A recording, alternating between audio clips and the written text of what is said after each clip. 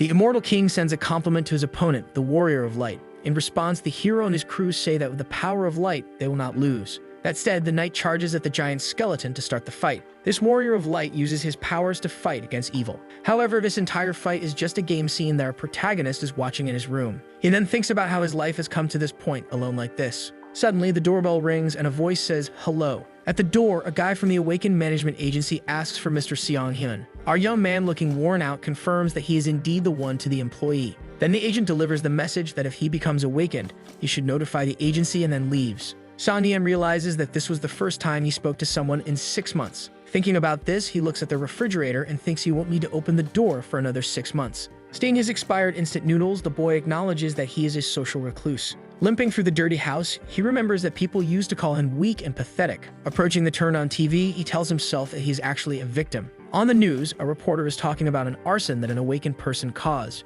When he hears the word awakened, his eye reflects the flames from the television. They recount that one day humans began to gain powers out of nowhere called abilities. Those who awakened were thrown into another world within 24 hours and could only return under one condition. It turns out that only a tiny number of people managed to come back to Earth after everything. Because of this, many awakened individuals committed horrible crimes before being sent away. 2 years ago, the protagonist lost his family and his leg in one of those crimes. He also lost the will to live and now struggles to do rehabilitation exercises. With no strength left, the young man gives up on the exercise and sighs, thinking that all of this is pointless. Sweating profusely, the young man calls himself pathetic for the situation he is in. Exhausted, he collapses and wonders if things would be different if he were braver. At that moment, all he wanted was to be able to leave the room and go anywhere. A blue screen suddenly appears in front of him, saying that the Ekasha system is connecting. Soon after, the system informs him that his innate ability is being awakened, and he is in shock. His new ability is called Avatar, and a timer for his transfer appears on the screen. His remaining time to be teleported is 24 hours. Desperate, the young man screams that this must be a very bad joke. Then the system warns that if he doesn't enter the portal, he will be dragged in forcefully. Terrified by the news, the boy simply goes into total panic. He remembers that it takes a year to return, and that time there passes 10 times slower. This means he would have to survive for an entire decade to be able to come back home. With only 3 minutes left, he trembles in fear because he is still locked in the room. Even so, he grabs everything he can to equip himself and prepares for the portal that has appeared. But his foot simply freezes and he can't take the first step out of the house. He falls to his knees and screams in frustration for not being able to even leave his own apartment. Our young man despairs, thinking about how he will survive in another dimension without any talent. Suddenly, a crazy idea pops into his tired mind. He remembers that he actually does have an ability. With a glimmer of hope, the young man decides to activate his avatar ability. At that moment, a completely blue and holographic clone appears in front of him. Seeing that the copy is identical to him, the protagonist is completely shocked. A strange sensation takes over his body and his head starts to hurt. His vision becomes double, and he realizes he can see through the clone's eyes. The young man understands that his vision is now shared with his avatar. However, he feels dizzy trying to move both bodies and notices that he can't control them both. With only 1 minute left, a new force transfer warning appears on the screen. He concludes that his power is useless for someone as useless as he is. Looking at the clone, he wishes that someone else could go in his place. His heart races when he has a very risky idea. With a smile on his face, he tells his avatar to enter the portal. Attentively, the young man watches as the clone begins to be transferred. The avatar's feet leave the ground and he is sucked into the blue light of the portal. Relieved, the protagonist lay on the floor celebrating that his crazy plan worked. He is happy because the portal recognized the avatar as if it were him. A very bright light fills the room and the transfer begins. The system confirms that the transfer to the Auterica dimension was a success. However, the protagonist appears out of nowhere in the middle of an unknown forest. He is completely confused, not understanding what is happening. Scared, the young man shouts that he sent the avatar and that he shouldn't be there. A message from the system explains that to return, he needs to buy the item Return in the shop. For that, he needs to gather karma during his adventures in this new world. His current karma is 0 and a terrible headache hits him. The young man realizes that he's not really there but is instead seeing everything through his avatar's eyes. His dizziness is so intense that he screams to dismiss the avatar immediately. Back in his room, he sits on the floor, completely dazed by the situation. A strong wave of nausea hits him, and he feels like he's going to vomit. The young man runs to the bathroom and throws up after the shock. Relieved, he thinks that at least he won't have to go to another dimension and summons the avatar again. When the clone appears, he wonders if all of this is a big joke. Facing his copy, he questions what he can do with such a useless power. Unexpectedly, an achievement screen appears congratulating him for a great feat. He received a special benefit, an interdimensional portal for having returned to Earth alone. Soon after, the system notifies him that his karma is increasing absurdly. Not believing what just happened, purely by luck, a protagonist starts to shout. That's how he became the Awakened One who returned to Earth in the fastest time in history. His screen shows that his current karma is over 1,900,000 points. He wonders how he got so many points just for dismissing the avatar once. They explain that karma points are earned based on the influence you have in other dimensions. Our young man then questions whether this is a system error and if he will have to pay later. But he relaxes and decides not to worry since he didn't do anything on purpose to achieve this. Looking at the shop, he sees that he doesn't need the return auction since he is already on Earth. With that, he becomes curious to know what the status improvement auction can do. In the health tab, he finds an option to improve his regeneration for 10,000 points. He then looks at his injured leg and decides to spend his points on the improvement. A blue light envelops his leg and the healing process finally begins. Surprised, the boy realizes that he can feel his leg again after a long time. In just a few seconds, a wound that tormented him for years is completely healed. He remembers that that leg was more than just an injury. It was a symbol of the loss of his family. That scar was what made him isolate himself from the world inside his apartment. Notified by the system, his regeneration exceeded the limit and he gained a new ability. Later that night, the sky is full of stars and the moon shines brightly. Now healed and stronger, he trains his leg and feels incredibly powerful. Happy with the result, he thinks about what else he should spend his karma points on. He sees the option to improve his innate ability and decides to spend 300,000 points. After selecting the auction, a strong light surrounds him, and the improvement is a success. Curiosity fills the protagonist as he wonders what will happen now that he has improved his ability. With a confident smile, he thinks about the new possibilities that have opened up. He and his avatar chat and compliment each other on their appearance and physique. With the improvement, his mind is split into two, allowing him to control both bodies freely. Additionally, he has also unlocked a new ability called Mind Hub. It filters sensations and emotions, allowing him to perceive only what he wants. This means he won't feel dizziness or pain if the avatar gets hurt. In other words, he can finally explore other dimensions without leaving his room. With the controller in hand, he laughs excitedly at the idea of living a safe adventure. Now he can control his avatar as if he were in a fantasy video game. But the changes didn't stop there. Now he has two avatars to control. He wonders if the number of clones will increase and if that won't turn into a mess. To organize things, he decides that he needs to give names to each of the avatars. Our young man and his copies think of names, but he admits that he is not good at it. Looking at the table, he finds inspiration in a cup of coffee and a ketchup packet. His first avatar with magical affinity is named Hans. The second avatar, characterized by being more resilient, will be called Heinz. Our protagonist finds the abilities of the clones somewhat dull, and they don't like it. With everything ready, he announces that it's time to start the main mission for real. His avatars then prepare to go to the outside world and explore the unknown. One of them takes out the trash accumulated over a year, while the other looks on in disgust.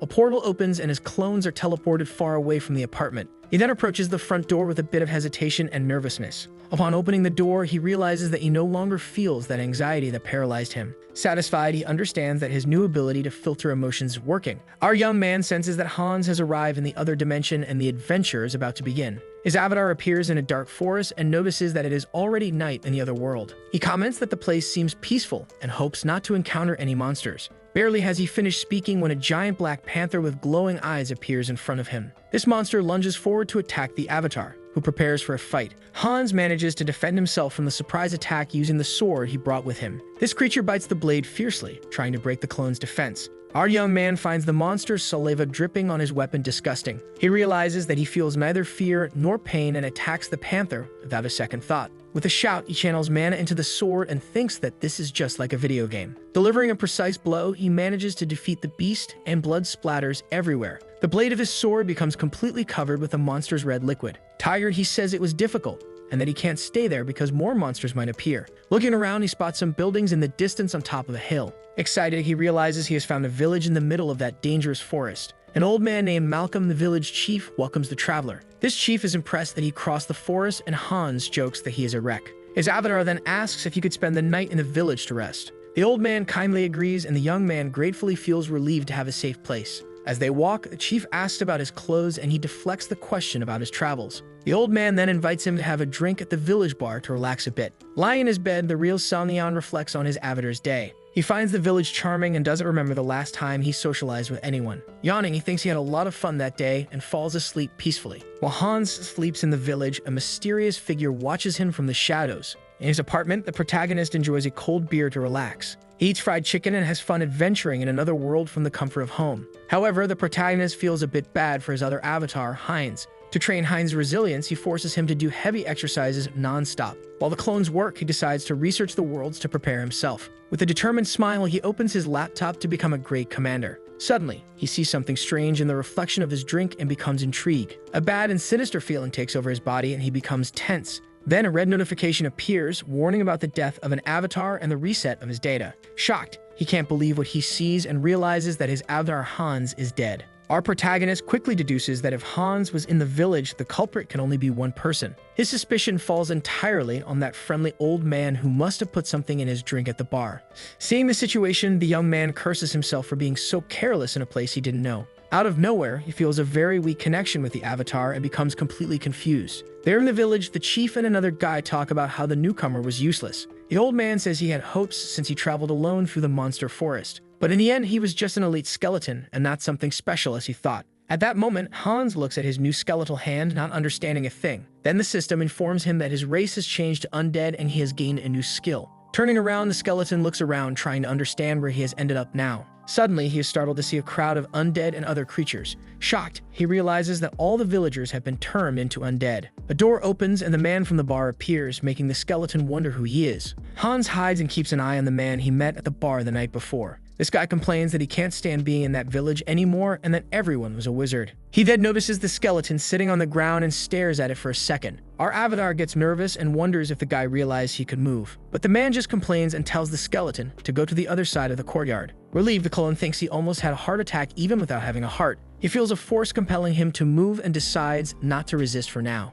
The man is fed up and keeps complaining about the old man who forces him to check the place all the time. When the gate closes, the avatar realizes that the feeling of being controlled is familiar. He understands that it is the same power he uses to control the bodies of his clones. Using his affinity with magic, he clenches his fist and begins to figure out how everything works. Thus, he theorizes that he might be able to control other undead as well. A week passes and the village seems calm and peaceful under the daylight. Inside a basement, he meditates on some crates and concentrates to test his new ability. That said, the skeleton releases a blue energy from his mouth towards another undead. His eyes shine with an intense blue flame as he focuses on his target. This soldier skeleton begins to tremble and moves under Hans' control. Successfully, he manages to make the other undead stand up and walk around the basement. However, his control is still very weak and the skeletons seem to dance awkwardly. He concludes that he can only control one at a time and that this is his current limit. Suddenly, he hears a noise and gets irritated with what is happening there. A rat had been gnawing at his bony ankle all week without stopping. Finally, he manages to catch the little rodent that had been bothering him. He holds the rat and complains that the creature was too fast for its size.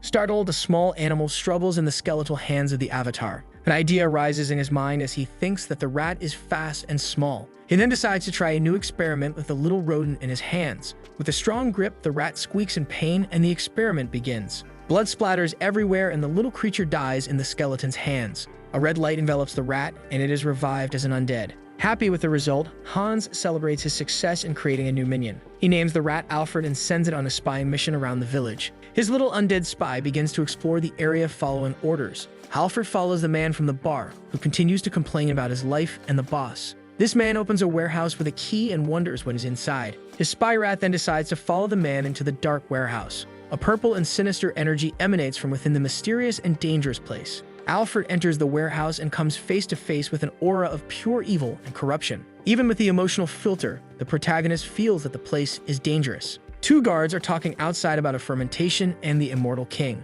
One of them complains that being near the king's fragment drains all his life energy. The other sighs and questions why they need to watch if the village is protected by magic. Our protagonist understands that the bad feeling comes from the so-called fragment of the immortal king. Alfred then continues his spying mission to gather more information. He looks for the village chief, but is surprised by a shadow that attacks him. His little rat is engulfed by dark energy and has no way to escape. The village chief then steps on the spy rat and crushes it mercilessly. With a wicked smile, the old man says it was just a rat and doesn't care. He examines the rat and realizes it is an undead with dark energy without magic. Thus, the chief deduces that it could only have been formed in one place. He then remembers that the rat came from the warehouse and turns to the guards. Furious, the old man shouts and asks who was on guard at the warehouse today. Our little Alfred is gone forever, but his mission was not in vain. In light of this, Hans vows to avenge the death of his faithful spy Alfred at all costs. A guard complains about being punished because of a simple rat in the warehouse. Irritated, he points to an undead and shouts for it to get in line. He calls the undead useless and stomps his foot hard on the ground.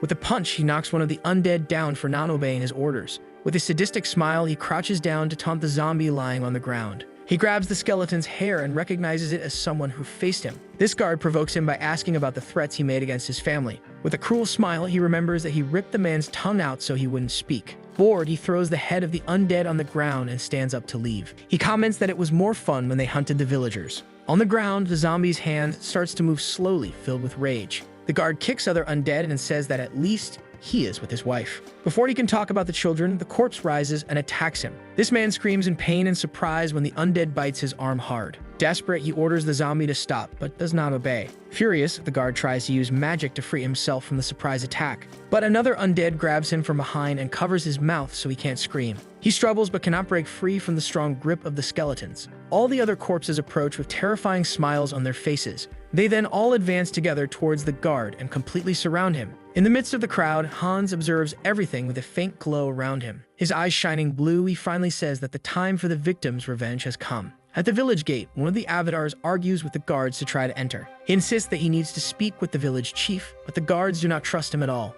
A figure then approaches from behind and asks what is happening there. The old man introduces himself as the chief of the village and stares at the newcomer. His chief then becomes shocked upon recognizing the avatar's face in front of him. Heinz says he is looking for his twin brother Hans, who must be in the village. Meanwhile, the skeleton thinks about the advantage of having two bodies to use. With Heinz's distraction, he manages to enter the warehouse unnoticed. He then grabs the fragment of the immortal king and feels its overwhelming power. His skeleton realizes that the fragment is adjusting to find its parts. Around the fragment, several strong undead tremble with energy. He understands that the zombies from the other warehouse were just the weakest. Determined, he presses the fragment against himself to absorb its power. He then prepares to use the dark energy to become stronger. An intense purple light envelops him and his body begins to transform. Outside, Heinz explains that because they are twins, they can sense each other. The village chief laughs and says he finds it very hard to believe this story. Suddenly, the old man feels that something has happened with the fragment and screams in panic. He orders them to kill the avatar and a dark energy flies towards him. His guards prepare to attack, but the clone has a plan in mind.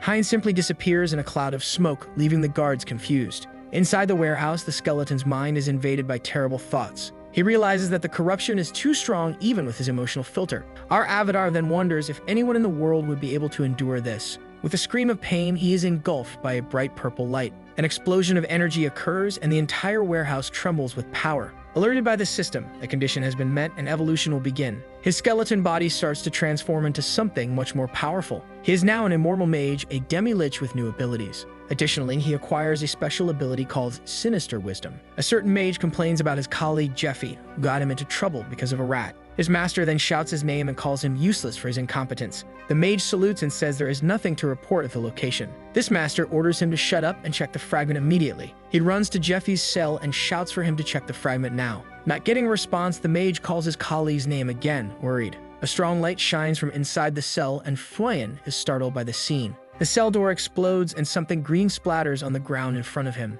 When he looks inside, he sees green hands trying to grab him through the bars. He screams in horror as a horde of undead rushes towards him. From the midst of the crowd, the evolved skeleton casually greets him. This mage is shocked and wonders how a skeleton can talk to him. He tries to use magic to rid himself of the undead surrounding him. A blast of dark magic hits the monsters but does not cause much damage. His undead are merely pushed back and continue advancing. Our demi-lich walks calmly among his new servants towards the wizard. With his newfound wisdom, he creates a ball of dark energy in his hand. The protagonist realizes that he can now use dark magic just by seeing it once. A great explosion then occurs in the village, startling the other wizards. This skeleton kneels before his new undead brothers. He then gives an order for all the corpses to prepare for battle. The skeleton commands them to kill all the humans in the village and leave no one alive. His horde of undead then charges in fury to attack the wizards. Seeing the explosion, the village chief is shocked by the zombie rebellion. He realizes that the skeleton he underestimated is responsible for the chaos. The old man becomes furious and wonders what he did with the fragment of the king. Our demi-lich then greets him again and stares at him with his blue eyes. With a smile, he says he lost his heart because of the village chief. He then shows the fragment in his chest and says he took a new one from the warehouse. Furious, the chief does not like to see that his precious fragment was wasted like that. The old man then casts a spell called Finger of Death to attack the skeleton. A beam of dark energy flies towards the demi-lich to destroy him. but the skeleton simply stops the attack with one hand as if it were nothing. He then complains that it is rude to attack someone while they are speaking. This old man screams in fury and says he invested a year to cultivate that fragment. The clone then attacks with spikes of darkness that rise from the ground to impale the skeleton. Our demi-lich compares the attack to a strong enchantment on a beginner's weapon. He boasts that he only survived because he is special and very powerful. His chief promises that he will dissect his body to study how he resisted. Such a skeleton then destroys the spikes and shouts that this is for his rat Alfred. This old man is confused and wonders who Alfred is and what his plan is. His spikes are broken by a shield of purple energy that protects the skeleton. He realizes that the old man's magic is getting stronger because of the fragment. His chief then uses a powerful spell called Oath of Annihilation. His magic begins to affect the other wizards fighting in the village. The soul of one of the wizards is ripped from its body and flies towards the chief. All the souls of the wizards are drained to strengthen the old man's power. With the souls, he forges a black crown and places it on his head. He then activates the Sanctuary of the Dead to further increase his power. His undead around him begin to turn to dust, and the skeleton realizes the sacrifice. The chief says that the power of the fragment kept them alive, but now is the end. Suddenly, his eyes turn completely black, and he prepares for the final attack. The old man then unleashes a massive burst of energy to finish off the skeleton. Our demi-lich stops the attack again and says he almost fell asleep with so many names. With a smile, he thanks him for showing him so many magic spells. The old man falls to his knees, defeated and unable to believe what is happening. He does not understand how the skeleton managed to defeat him so easily. Our protagonist then approaches and says that Alfred's revenge is complete. The young man looks up the sky and tells his little friend that now he can rest. In a grand castle, a woman kneels in prayer in a huge hall. Suddenly, she feels something and raises her head, startled by the premonition. She stands up and opens the hall door to go out and warn everyone. A bishop greets her and asks if she is finished for prayers for the day.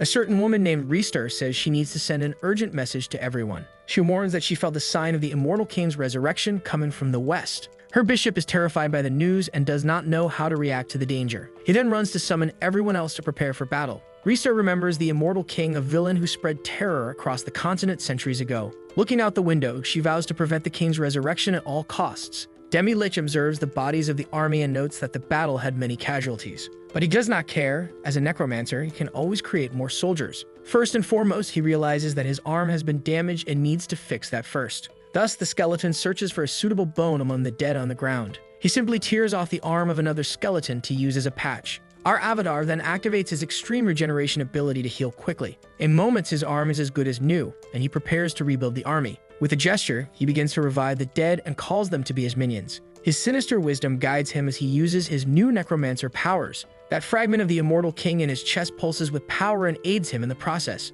He tries to corrupt the leftover magic and invoke the consciousness of the dead. However, his first attempt fails and the target skeleton shatters completely. Confused, he realizes that his initial plan to revive the dead did not work. His horde of zombies around him watches in silence, waiting for orders. After a few attempts, he finally gets the hang of it and manages to create his servants. He then approaches the body of the former village chief for a special plan. With a wicked smile, he plans to revive him with the soul intact to extract information. But upon attempting the spell, he realizes that something is very wrong with that body. Our demi-lich discovers that the old man's body has no soul to be revived. He finds a magical circle on the chest of the body and understands that the soul has been removed. Without being surprised, he decides that he can still use the body for his evil plans. The skeleton then prepares to create the best possible undead with consciousness and power. He then begins the ritual to corrupt the residual magic of the old man's body. Afterward, the boy uses the remnants of Malcolm's consciousness to create a new ego. Completing the ritual, a new death mage emerges, ready to receive his orders. Impressed,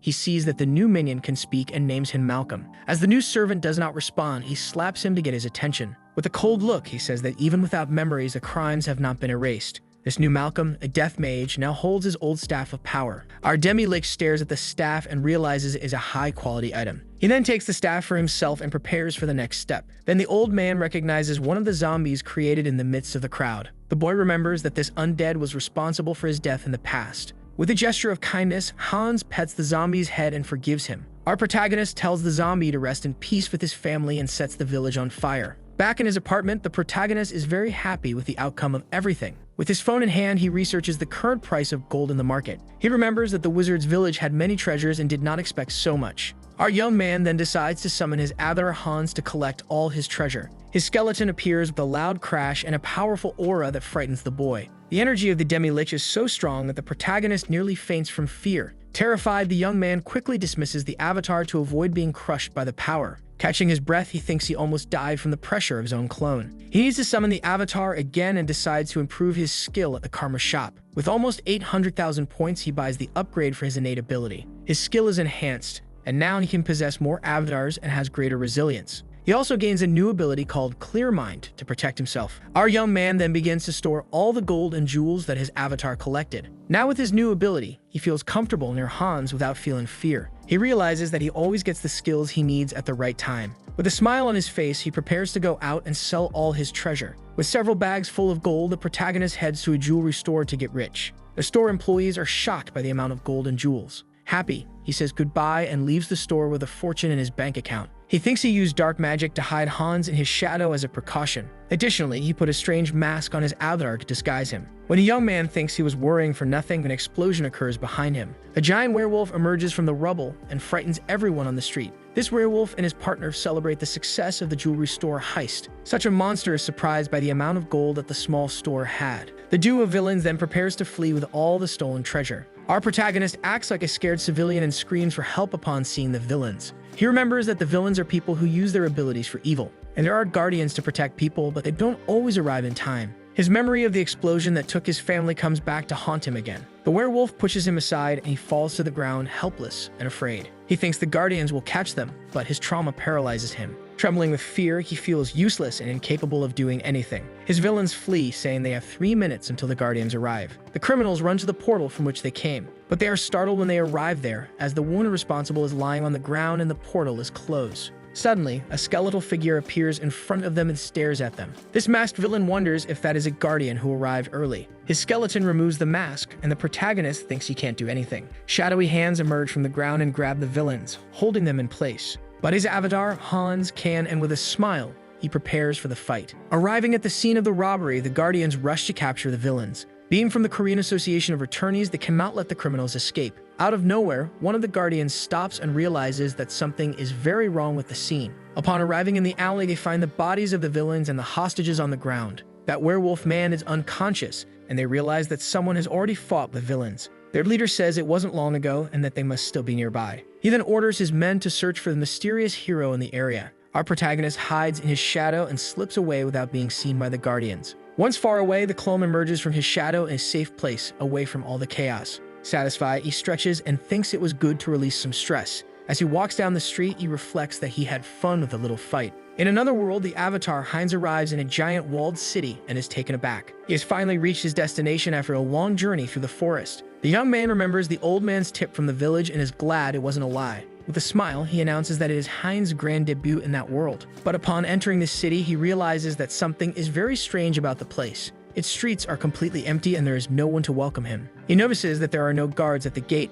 and that they don't care about outsiders. Suddenly, he hears an argument and sees a man threatening a young girl. The girl pleads for more time, but the man demands payment of 2 coins. He threatens that if they don't pay in 3 days, he will have no other choice. Our avatar finds the scene incredibly cliche and decides that the problem is not his. But as he passes by the girl, he accidentally bumps into her and knocks her down. The young girl apologizes, startled and bows in fear of having done something wrong. He then approaches her and asks if she knows the city well and if she can be his guide. Confused, the girl asks who he is and why he is talking to her. With a smile, he shows 2 silver coins and says he will hire her. With her eyes shining with joy, the girl knows that the money can save her. The young girl then takes him to one of the best inns in the city to stay. She introduces herself as Diana and explains that she takes care of her sick younger brother. It seems our hero found her in trouble and helped her pay her debt to the gang. In exchange, she agreed to be his guide around the city every day. Lying in bed, he thinks that if she tries to pull a fast one on him, he will take it in stride. Relieved, the young man prepares to sleep and rest for the next day. However, the bed is uncomfortable and he can't sleep well at the inn.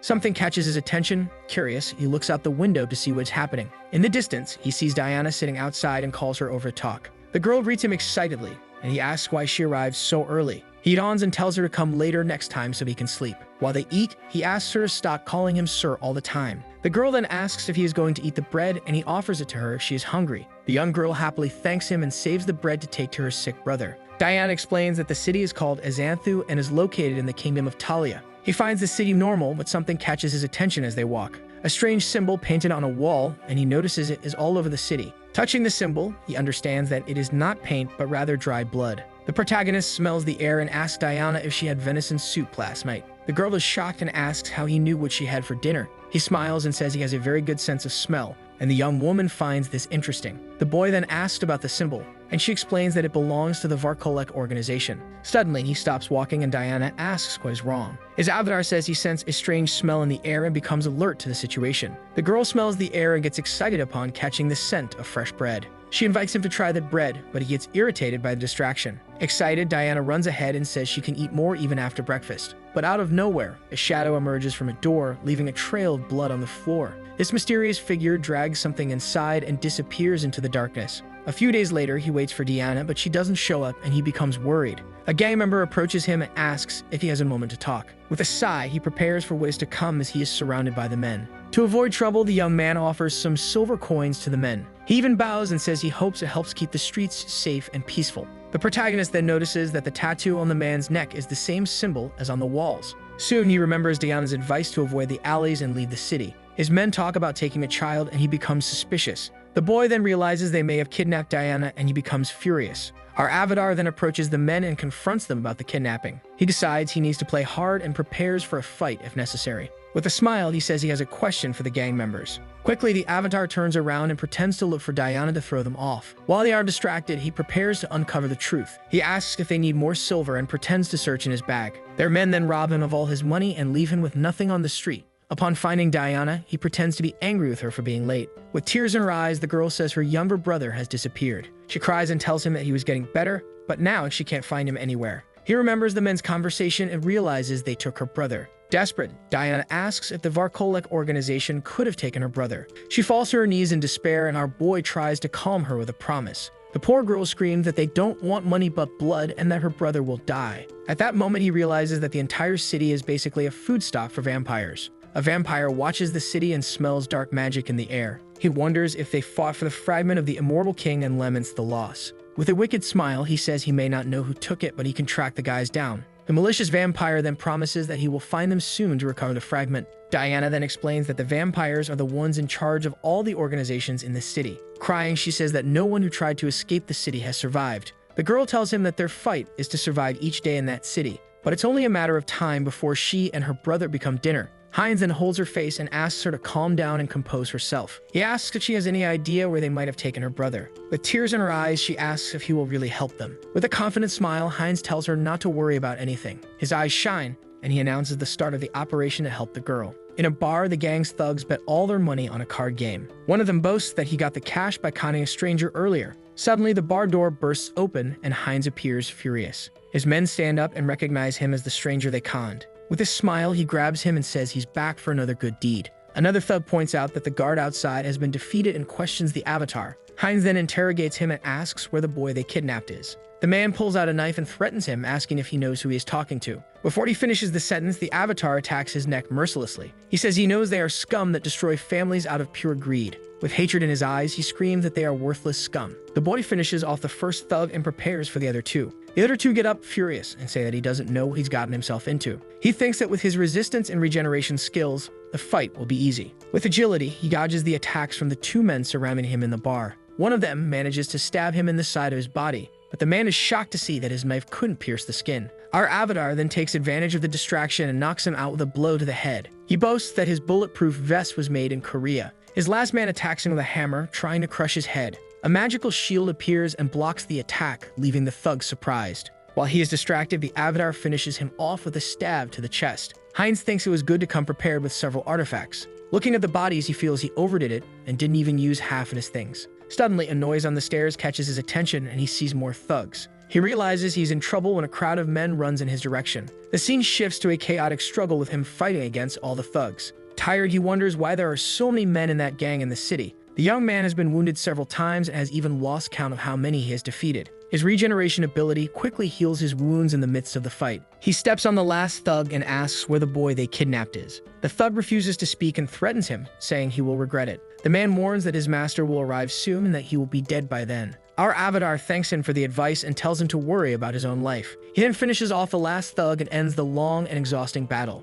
When he opens a door, there is Aaron, Diana's brother, huddled in the corner. Frightened, the boy trembles and pleads for him not to hurt him, please. He approaches and tells the boy not to worry because his sister sent him. A bat flies in through the window as Aaron asks if he knows his sister. The bat then lands on the windowsill and silently observes the two. Suddenly, the bat transforms into a vampire and surprises the avatar. This vampire asks who is intruding on his meal in his restaurant. He then glares at the two, and the boy screams in terror that he is a vampire. The bat asks if he is the boy's brother and warns him of the danger of facing them. Our avatar protects him and says he is just a stranger who was robbed by his thugs. The vampire finds the story boring and creates a blood sphere in his hand. He says he prefers to devour boys and that for this reason the avatar will have to die. Suddenly, the enemy launches a blood attack to pierce Heinz's heart. Our avatar then protects the boy with his body so he won't get hurt. His attack destroys the wall and they fall into a drink pit on the lower floor. The protagonist gets up and asks if Aaron is okay and if he got hurt anywhere. This vampire is surprised that he managed to dodge his deadly attack. He snaps his fingers and says that he will serve as good exercise before the meal.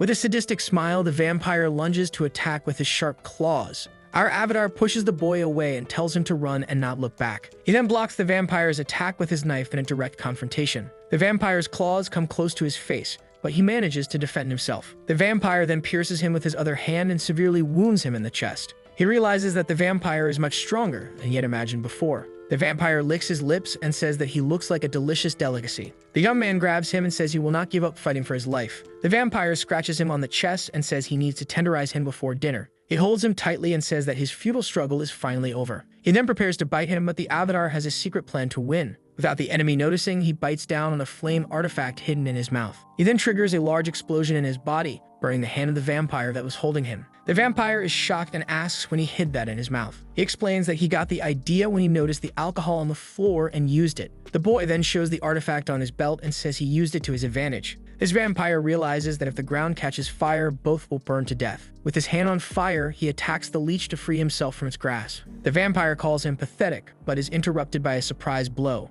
Our avatar headbutts the vampire and throws him away with force. He boasts about being resilient and healing quickly, then knocks him to the ground. Amidst the flames, he screams that it's a bit hard to chew and smiles. The enemy screams in pain and despair as he is consumed by the flames. A massive explosion of fire then destroys the entire building with both inside. With a giant roar, the entire building explodes in flames and someone just watches it all. In the midst of the fire, the avatar is lying on the ground and comments on the beautiful view. He thinks that even with his body completely destroyed, he is still alive in some way. With a smile, he reflects that at least his main objective has been achieved. His mission to help the girl in danger is what led him to that situation. Successfully, the brothers watch the explosion from afar and worry about him. A system window then alerts that his avatar has died and will return in 7 days. The scene shifts to Diana, who is working polishing someone's shoes. She thanks the customer and thinks she left the money he paid right there. Tired from work, another customer appears and asks the girl to polish his shoes. With a smile, she accepts the job but realizes that the customer is the protagonist. At that moment, shocked, her eyes shine as she recognizes his face.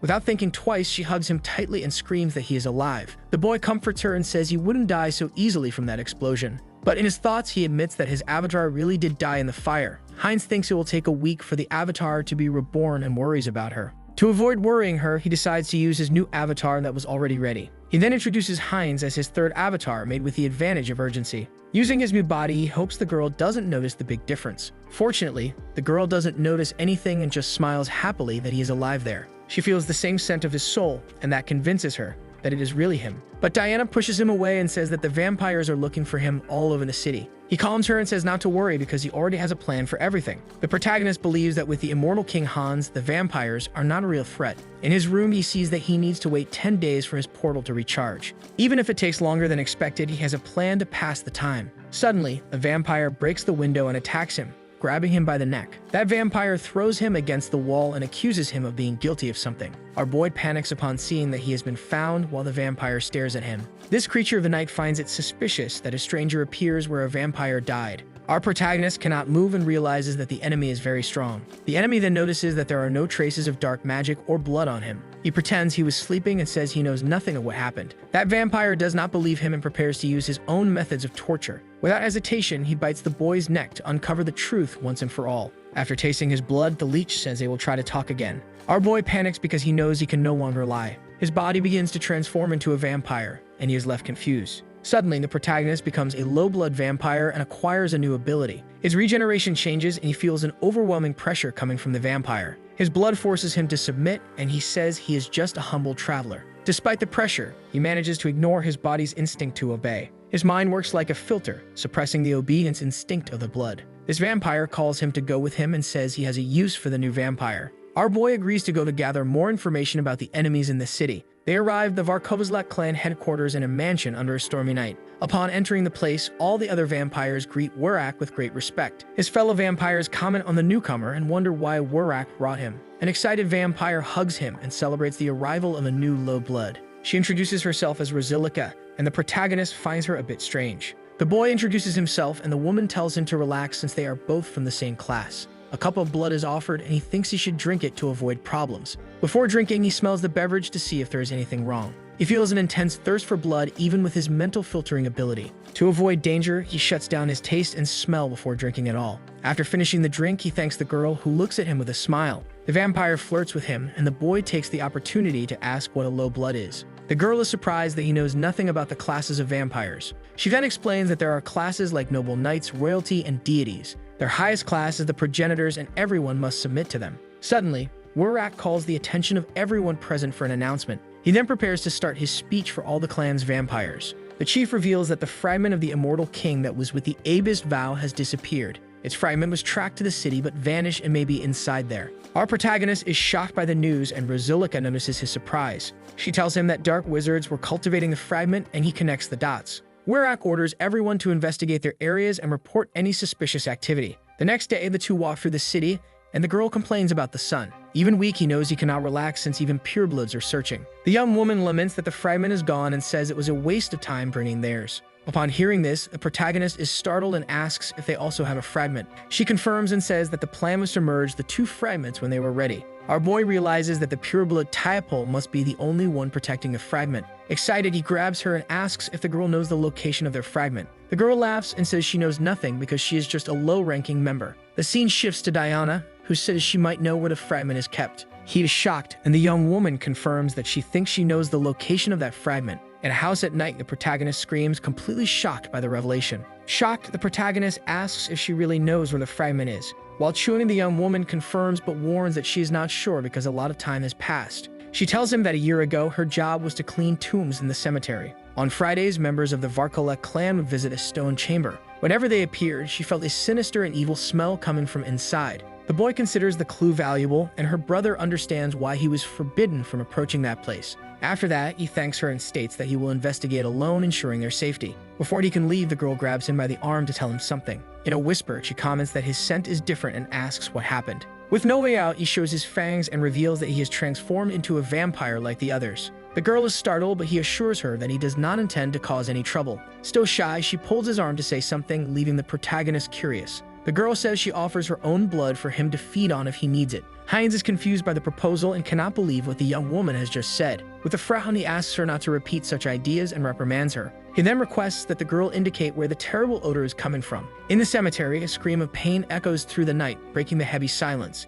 Inside a tomb, a bloodied creature writhes on the ground. Tyapol stares at an injured man and questions whether he will accept dying there. He proposes that if he hits him with the sword, he will allow him to leave alive. The injured man gathers his strength and prepares a desperate attack. With a scream, he lunges forward, trying to hit the vampire. Easily, Tyapol blocks the blow and calls the man a pathetic savage. Blood tentacles emerge from his hand and advance to capture him. The enemy is grabbed, screams in pain, and is lifted into the air. The red fangs pierce his face, eliciting a desperate scream. Soon, his body is drained until only a dry husk remains. Bored, the vampire discards the corpse with disgust. He orders a servant to dispose of the carcass and bring a more resilient sacrifice. Obediently, the lackey drives the body outside. Suddenly, he is attacked from behind by a figure hidden in the shadows. Skeletons emerge from the darkness and attack him mercilessly. Surprised, Tyapol wonders how those cursed bodies got there. He orders his subordinates to destroy the intruding creatures. A battle begins between vampire servants and warrior skeletons. With a crash, the skeletons break a magical barrier in their path. Tyapol demands to know if they belong to the Abyssal Vote and how they found it. He approaches the enemy leader to interrogate him. From the shadows emerges Hans, the skeletal avatar radiating dark magic. Realizing he won't answer, Tyapol prepares to fight.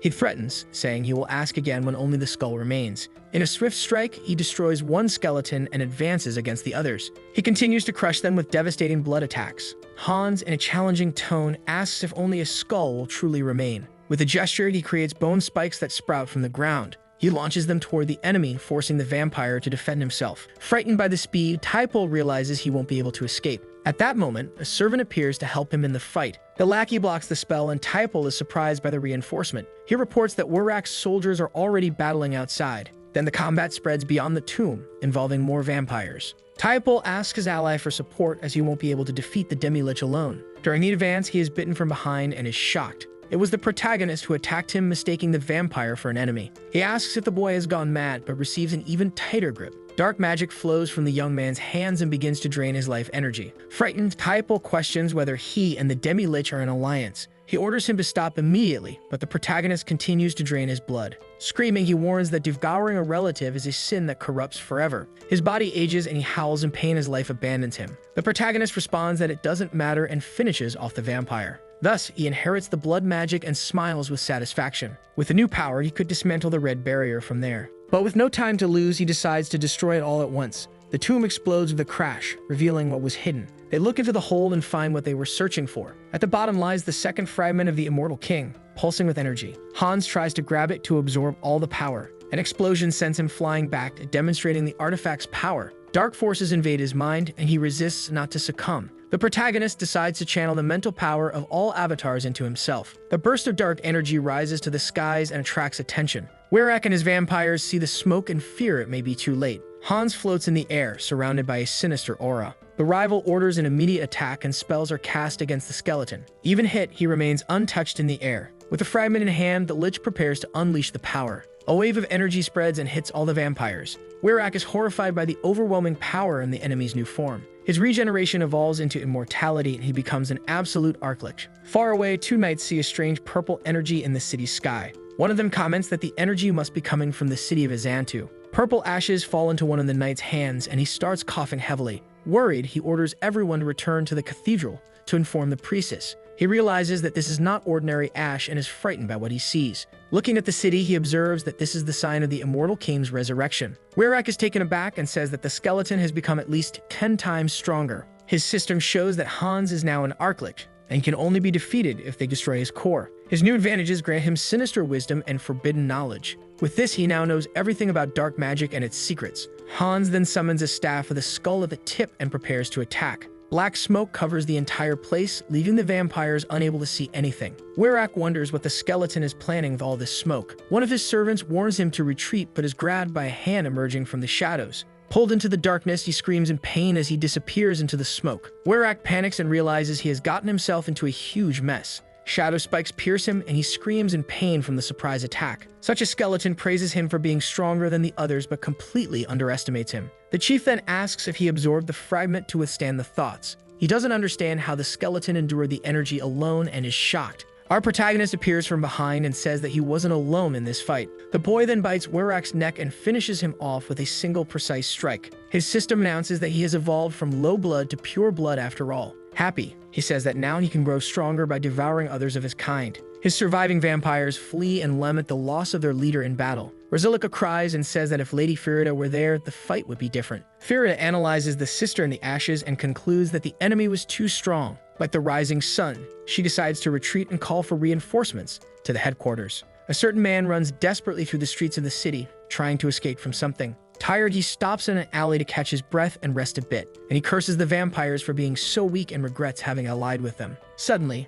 a skeletal hand touches his shoulder, and he turns around in terror. He screams in pain while Hans deals with the remaining clan members in the city. Meanwhile, the protagonist hires merchants to get the siblings out of the city. The vampire cooks a steak over the fire so they can eat before leaving. With a smile, he serves the food to the children, who are very happy. The two thank him and eat happily, saying that the food is very delicious. Heinz watches them and thinks they seem much more relieved now that they have left. He asks if their uncle has a shop in the city of Lapis, and she confirms. But she says she doesn't know if the uncle will be happy to see them after so long. He calms her down and says that if the uncle doesn't accept them, he will pay for their care himself. Our boy reflects on how he has changed since he arrived in that different and new world. The children call him and pull him out of his thoughts about his journey so far. Diana asks if he is okay and if he needs a bit of blood to feel better. He laughs and says he is fine since he has already fed on all the vampires in the city. Hans now transforms the bodies of the vampires into his new undead minions. He guides them to a pocket dimension that seems endless in size, and he thinks that with his new abilities, he might be able to open the portal on Earth. Suddenly, a blood portal opens and an attack hits him squarely in the portal. His attack destroys the portal and surprises the skeleton, who wasn't expecting it. A white-haired vampire stares at him and asks if he is still in the city. That pure-blood vampire, Ovor, questions him and asks if he is from the Abyssal Oath. Hans takes advantage of the confusion and confirms his identity as part of the Abyssal Oath. But Ovor calls him a liar and says he must have stolen their fragment. With a smile, he summons a large blood scythe and prepares for battle. The enemy advances and says that this will be the end of the line for the skeleton and his plans. With a swift strike, he attacks the skeleton with his sharp blood scythe. Our protagonist barely manages to dodge and is startled by the speed of the attack. He thinks the blow was very close, and that pure bloods are quite strong. Ovor is impressed by the skeleton's strength, but knows he has the advantage. Hans is hit by an invisible force and is left confused about what happened. The man reveals that his mages have already sealed the area with powerful blood barriers. Hans thinks he needs time to adjust to his newly acquired power. This vampire threatens to crush his skull to extract the fragment from his body. With no other choice, Hans introduces himself again and prepares for a trick. He declares himself the embodiment of death and says he will hunt them down next time. Then the skeleton poses like a cliché villain and prepares to escape in style. With a command, he self-destructs in an explosion of energy particles. His vampires are confused and think his farewell was quite pathetic. Ovor wonders how he escaped, and one of his servants is hit by an attack. Another servant falls, and Ovor realizes he is being attacked by someone else there. He is struck by a silver arrow and recognizes the weapon of the paladins. A servant warns him that they are in trouble because a new enemy is approaching. The paladins of the Divine Order are approaching the cemetery with their weapons. Furious, Ovor curses the skeleton for having tricked him and made a fool of him. He realizes that the skeleton stayed in this city to lure the paladins to them. With hatred, he vows to hunt down and kill Hans wherever he may have gone. The scene shifts to the protagonist in his apartment celebrating his victory. Relieved, he says that being able to dismiss his avatars is a great advantage in the game. Remembering the pose he struck, he introduces himself as Hans of the Abyssal Oath, the embodiment of death. This makes the protagonist scream in embarrassment in the real world because of that scene. Shyly, he kicks the blanket and wonders why he said such a cheesy thing. He questions what his problem is while his avatar cleans the mask. But thinking it over, he believes he emerged victorious in that whole situation. All alone, he defeated a vampire organization, saving the city and the girl. He thinks that by speaking this way, he now resembles a true hero. Stretching, he concludes that after so much action, he must have earned a lot of points. Excited, he then decides to open the karma shop to see his new rewards. But he is shocked to see that he has over 700,000 karma points. He then concludes that he earned so many points by creating a conflict among the vampires. With so many points, he decides it's best to enhance his skills again. A bright light shines and the system announces the new upgrades he received. His system informs him that the maximum number of avatars he can summon has increased. Additionally, he acquired a new special skill called Persona, and he feels happy. But upon reading the skill description, he falls silent and pensive. His new skill uses avatars as vessels to contain his emotions. Realizing that the system recognized he needed this skill now, the protagonist remembers how he opened up to strangers and built new friendships, and also that he defeated powerful enemies to help those in need. He managed to do all this even while being a social recluse for 2 years. His reason for this is that all of it seemed just like any other game. He thinks that in reality, he is still the same recluse hiding in his room. Realizing that the truth he was avoiding is now very clear. His loneliness, sadness, anger, and all the negative emotions he held inside. Looking at his avatar, he decides to do something about these feelings. He commands Hans to take all the emotions that were trapped inside him. A blue energy then flows out of his body and directly into the skeleton. After the transfer, he feels much better, but not completely empty inside. Worried, he then wonders if Hans is okay after receiving all those emotions. His avatar says that suffering and despair are merely companions of life. Our young man is surprised because his way of speaking changed without him even noticing. Hans explains that avatars that hold emotions develop their own personalities. While he thinks about this, an explosion outside catches his attention. Turning to the window, he tries to understand what that strange noise was. Looking at the city, he wonders if it's another villain attacking nearby. He tries to ignore it, saying that the Guardians will take care of it, and it's not his problem. But the avatar stops him and asks why he needs a reason to defeat evil. Facing his avatar, he realizes the truth about himself and his desires. The protagonist realizes that now, without any more negative emotions, he can see the truth. His heart beats faster, and he finally admits that he is just running away. He wants to defeat the villains more than anything, but he always makes excuses. While the order of the world crumbles and chaos reigns, the criminals infest the land. Putting on the mask, he decides that now he will be the harbinger of their reckoning. In a destroyed area, two men wonder how many times this has happened before. They complain that the criminals are now attacking in groups and are not receiving help. From the rooftop, the new avatar says that unfortunately, the situation has already ended there. But he says he doesn't want to leave empty-handed and prepares a magical attack. A large blue eye forms in his hands with dark and powerful energy. He then launches two blue eyes to become his spies in the shadows. Their mission is to seek out all the sinners hiding in the darkness. In an alley, a man asks for an ashtray to put out his lit cigarette. Another man then holds a boy and offers him as a human ashtray. His blue eye observes the scene of bullying and the boy begging them to stop. The scene shifts to a poor house where a family is being threatened by a man. Bravely, the mother hugs her son and pleads for them not to run away since they have nowhere to go. This man, furious with a belt in hand, shouts at them not to lie to him. Elsewhere, a thief breaks a shop window with a crowbar. With a smile, he rushes to enter the store and steal everything he can find. He opens the cash register and sees that it is full of money to take. Our avatar says that they may not be villains, but they are scum that must be punished. Suddenly, a hand grabs him by the neck, leaving him gasping for air. Han says that their punishment will be the greatest terror they have ever experienced. He promises to sow fear in their souls so they will never forget. The protagonist warns them to remember this day and what happened to them there. Crying in fear, the man curls up on the ground, terrified by what he saw. He threatens them by saying that if their evil takes root again, he will return. A scream of terror echoes through the city as the punishment continues into the night. With a smile, the masked figure says he is starting to get used to his new power. He then creates more eyes and says there is still much to purify in the city. Floating above the city, he declares that the place must be purified. The avatar stretches contentedly after a long night of work. He spent the entire night cleaning the city and feels great about it. In this, he thinks that his Eye of Darkness is useful but has its limitations.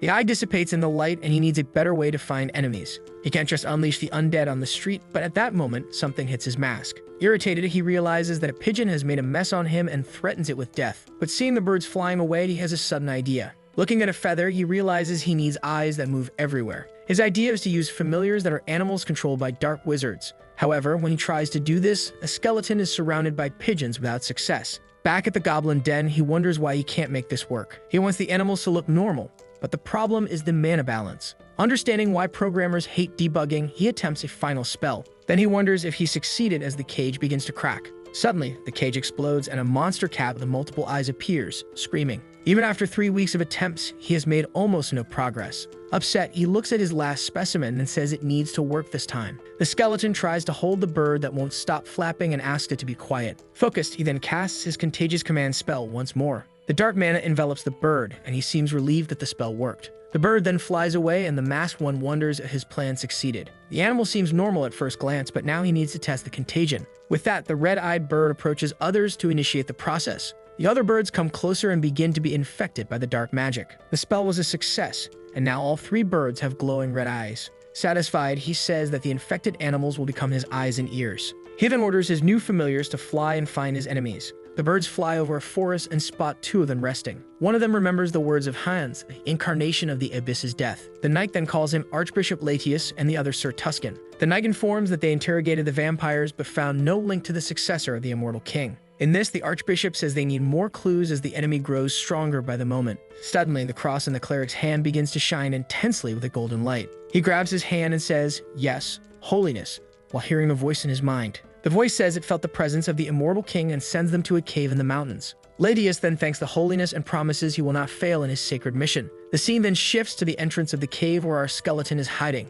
Inside the cave, he smiles and says he just needs to test his new familiars. But suddenly, he feels something strange through his connection with the animals. He realizes that his familiars on the ground are fleeing from something in great fear. A rat runs terrified, but he wonders why he wasn't alerted about monsters. He then realizes they are humans when a group of knights gallops by. The skeleton questions why they are in a remote area and if they came after him. One of the birds shows that the soldiers have surrounded the entrance of his cave. Suddenly, one of his birds is hit by an arrow and falls from the sky. One of the soldiers shouts that Hans's tricks will not save him from his fate. The knight says that no evil can hide from the divine eyes and that there is nowhere to run. With the lance glowing, he orders the skeleton to surrender and face God's judgment. The protagonist recognizes the emblem on the armor as belonging to a paladin from the order of his lessons. He realizes that divine power is the opposite of black magic and wonders how they found him. Without waiting for a response, the armored man charges with a powerful light attack and says he did not give him permission to speak. Irritated, the paladin warns him not to try to deceive him with his demon's tongue. The skeleton comments on how arrogant he is and decides to play along. Then he decides to throw a little before fleeing and unleashes a burst of dark energy. The knight blocks the attack with his gauntlet, which shines with an intense light. He shouts that petty tricks will not deceive a messenger of the divine and counterattacks. His sword of light then pierces the skeleton's chest with a precise strike. He holds the blade and asks if he will be punished for delivering justice against the wicked. The soldier shouts that by using forbidden power, he is no different from the villains he hunts. Then the skeleton says that the paladin's logic is twisted and a dark energy surrounds him. Suddenly, he realizes that something is wrong as his magic is being suppressed. The knight then lands a punch on him, noticing that something interfered with his magic. A great explosion throws him far away with tremendous force. Fallen on the ground, the avatar coughs while the other soldiers prepare to attack. Then some members of the choir begin to sing a sacred hymn full of power. The song affects the skeleton, who realizes that this is what is weakening him. His hand begins to crack, and he thinks he cannot harm the innocent members of the choir. The masked man concludes that the choir members are the real problem here. Taking advantage of the distraction, the paladin attacks him once again with his sword of light.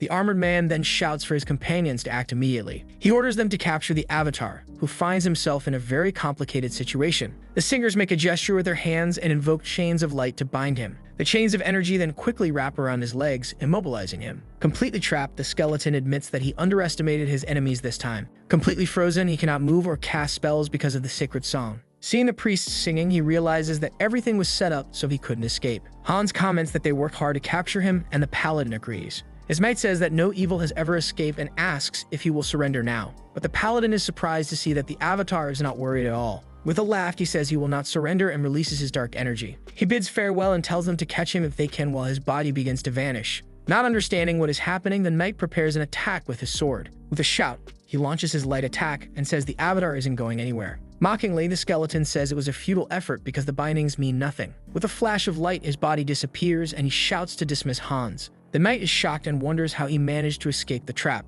He then questions who that man was as the scene shifts back to the city. Back in his room, the protagonist gasps and says this is a bit problematic. He then realizes he may have made too many enemies and caused a lot of trouble. Our young man starts to list the forces of darkness and the Abyssal Oath as his enemies, and also the Brokos-like vampire clan that he defeated and humiliated in the city. In addition to one of the most powerful factions in the kingdom, the Order of the Divine and its paladins. But suddenly, while thinking of all his enemies, he has a great idea. He opens the karma shop and realizes why he was accumulating so many points. With a shocked expression, he finally understands what was happening. His reasoning is that he was attracting unwanted attention from all over the kingdom to himself. Our young man decides to worry about that later as he has other things to resolve. His other avatar prepares to see the fruits of his research with the stray cats. His concept is simple. An enslaved host spreads dark magic through contact. With this, his eyes and ears will multiply and he will have spies everywhere. Soon all of Seoul will be under his watch and he will know everything that happens. Suddenly, the avatar feels something and realizes that his plan's already working. He sees through the cat's eyes that the first sign of danger has already arrived. His infected cat looks at a window,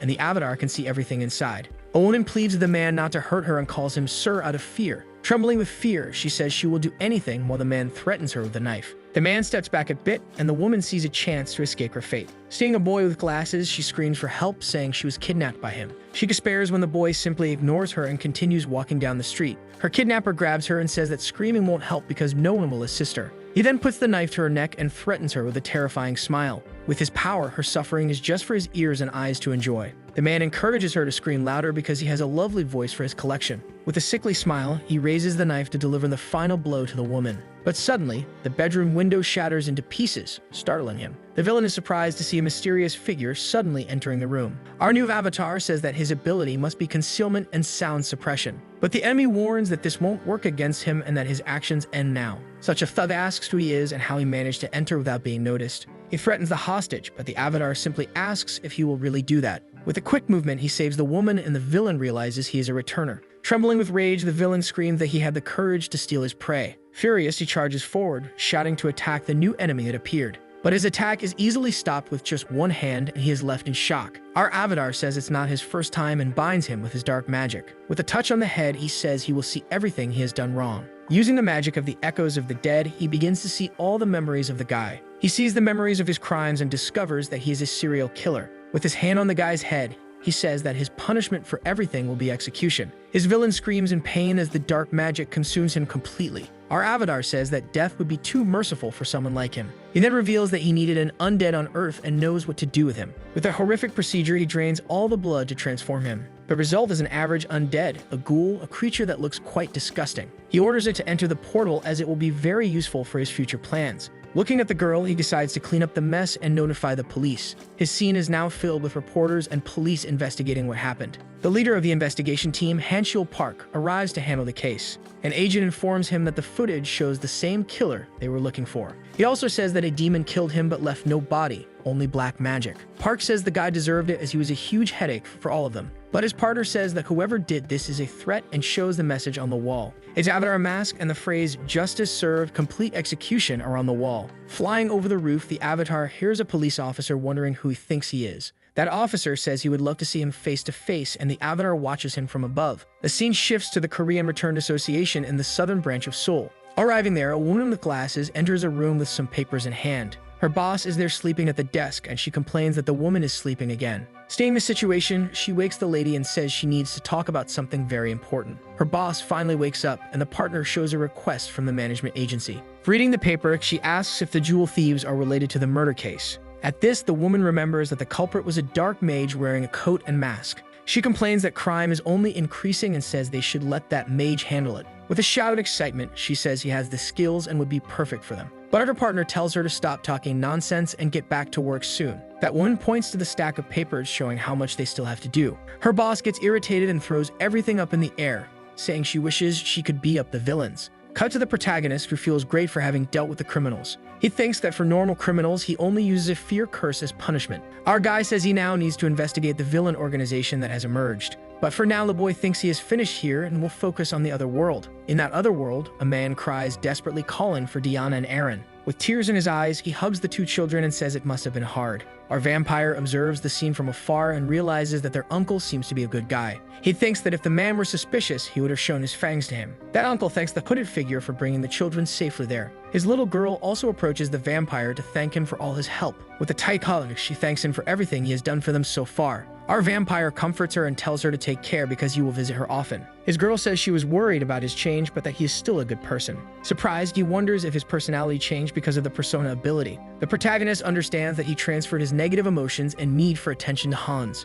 And on the other hand, Haynes developed a calmer and more composed personality. His girl then asks where he's going now and that he will separate from them. Our guy looks at a church and replies that he's going to embark on a pilgrimage. The scene shifts to the capital, the kingdom of Talia, the great city of Teleria. He says he came to the city for a single reason while a night passes by. His place is where the Divine Order operates and also houses the largest sanctuary in the kingdom. With that, the vampire looks for an alley to stay out of sight and start his plan. He then prepares to summon his fourth avatar named Heinrich. Soon the new avatar is summoned, and we see that he shares some of his advantages. His unique advantage is a warrior's body that enhances skills through training. Our vampire hands a pouch to the new clone and instructs him to follow the path of light. His new clone is now at a reception and is called to be next in line. He throws the pouch on the table, and an enormous amount of gold and jewels surprises everyone. The priest is shocked by the amount, and Heinrich says it is all he has. He states that he wishes to dedicate everything to the Lord and become a paladin to fulfill his will. His plan is for this clone to wield a sacred sword and become an honorable paladin. The priest bangs on the table and accepts the young man's proposal with a big smile on his face. Our protagonist thinks that his other clones are creatures of darkness and needs one of light. A man named Marco says he will personally train him to be a paladin, but the older priest stops him, saying he cannot do that for a donation. Marco laughs and tells him not to worry about it, as he has a plan in mind. He explains that the wicked reveal their nature during training and asks if he is ready. Our young man responds affirmatively with a confident smile and a sparkle in his eyes. During training, he is panting and desperate for a drink of water. Suddenly, a huge iron ball is thrown in the direction of the new recruit. He then prepares himself and manages to stop the attack with considerable physical effort. A month has passed and he complains about the training, saying that the order was not what he expected. His training area is filled with muscular men and he calls everyone a pervert. With great effort, he tries to hold the iron ball, but his arms tremble. An instructor yells at him for losing focus and reminds him to keep praying. He shouts for the young man to concentrate and recite the prayers while training hard. Such an instructor demands more focus while the recruit struggles to lift the weight. He says that the prayers are meant to heal his broken body during training. With a scream of pain, he manages to lift the weight, and the instructor asks for one more repetition. Our young man admits that the method of praying under extreme conditions is very effective. Nearby, a man asks to be hit harder by his companions. One of the paladins breaks a spiked mace just by flexing his arm. His recruit watches everything and wonders why they have to be so strange. From above, Marco and another man observe him and say that the new recruit is impressive. They comment that he hasn't even been baptized yet and can already handle these weights. His shoulders and legs have developed significantly, and they can hardly wait for the baptism. Our young man feels uncomfortable seeing the two drooling while looking at his body. Exhausted, the recruit is suffering horrors due to the heavy training he is undergoing. It has been 3 months, and the guy has only not given up because of his special abilities. Over time, he has become much stronger, but there is a big problem with all of this. Suddenly, instructor Marco approaches him and calls him to train together. He invites the guy for a chest workout, and our young man panics at the scene. As another instructor arrives, he says that the day calls for a heavy back workout. Desperate, he yells for both of them to leave because he can't take this nonsense anymore. The scene then shifts outside the church, where the recruits are resting.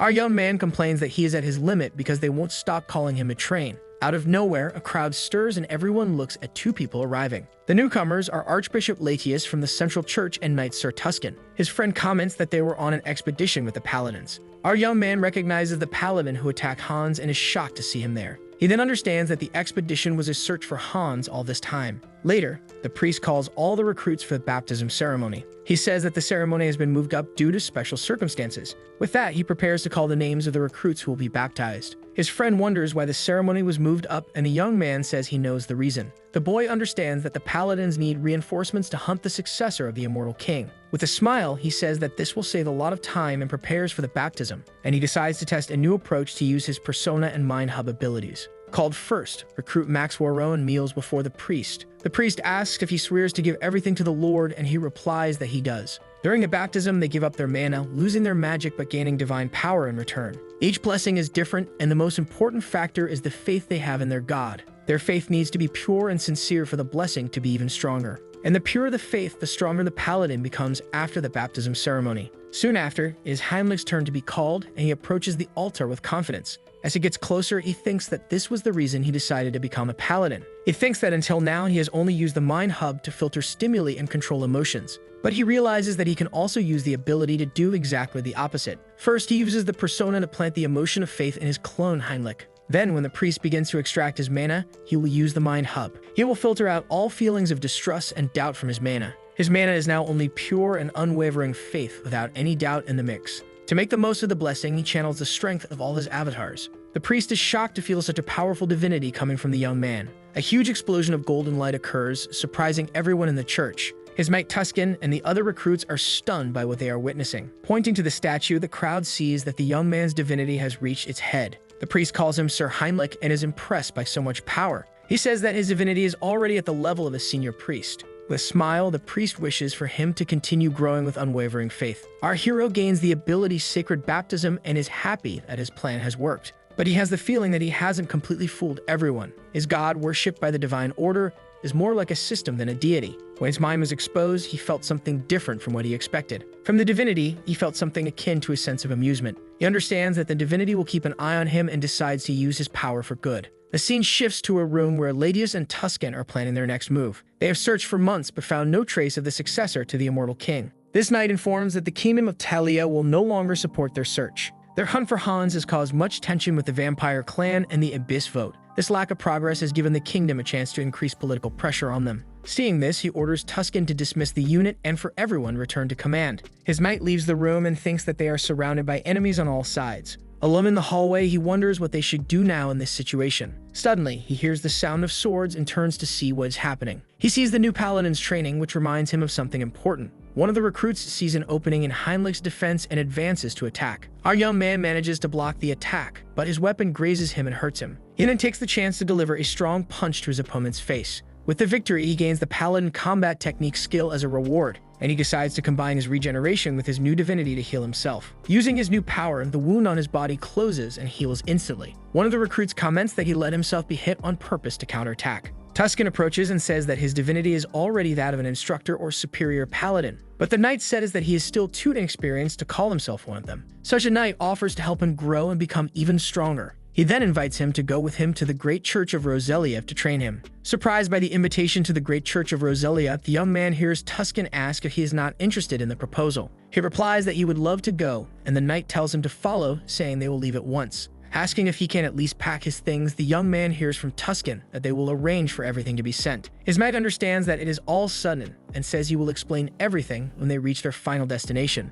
Seeing that there is no other way, the recruit agrees and is enveloped by the light of the teleportation portal to the Great Church of Roselia. In the blink of an eye, they arrive, and the young man is impressed by the beauty of the renowned Church of Roselia before him. This place is located in the center of the continent and is the largest sanctuary of the entire Divine Order, also being the most important of all. Its church is the heart of the organization where the Pope and the Saint live and command everything. Suddenly, the saint appears and welcomes Tuscan and the new recruit who have just arrived at the sacred site. This knight thanks her and is compelled to bow while he thinks he can't believe he made it there so quickly. He understands that this is the perfect place to grow stronger and become a paladin that everyone admires and respects. With a smile, the boy kneels and promises to continue following the path of light and justice to fulfill his goal. Meanwhile, his avatar from the modern world will take care of the dirty work in the shadows to maintain peace. We see that he has already dealt with several criminals and is now ready to act from the shadows and keep the city safe again. Looking at his phone, the protagonist sees that he has already made a name for himself after taking down most of the drug dealers in the city.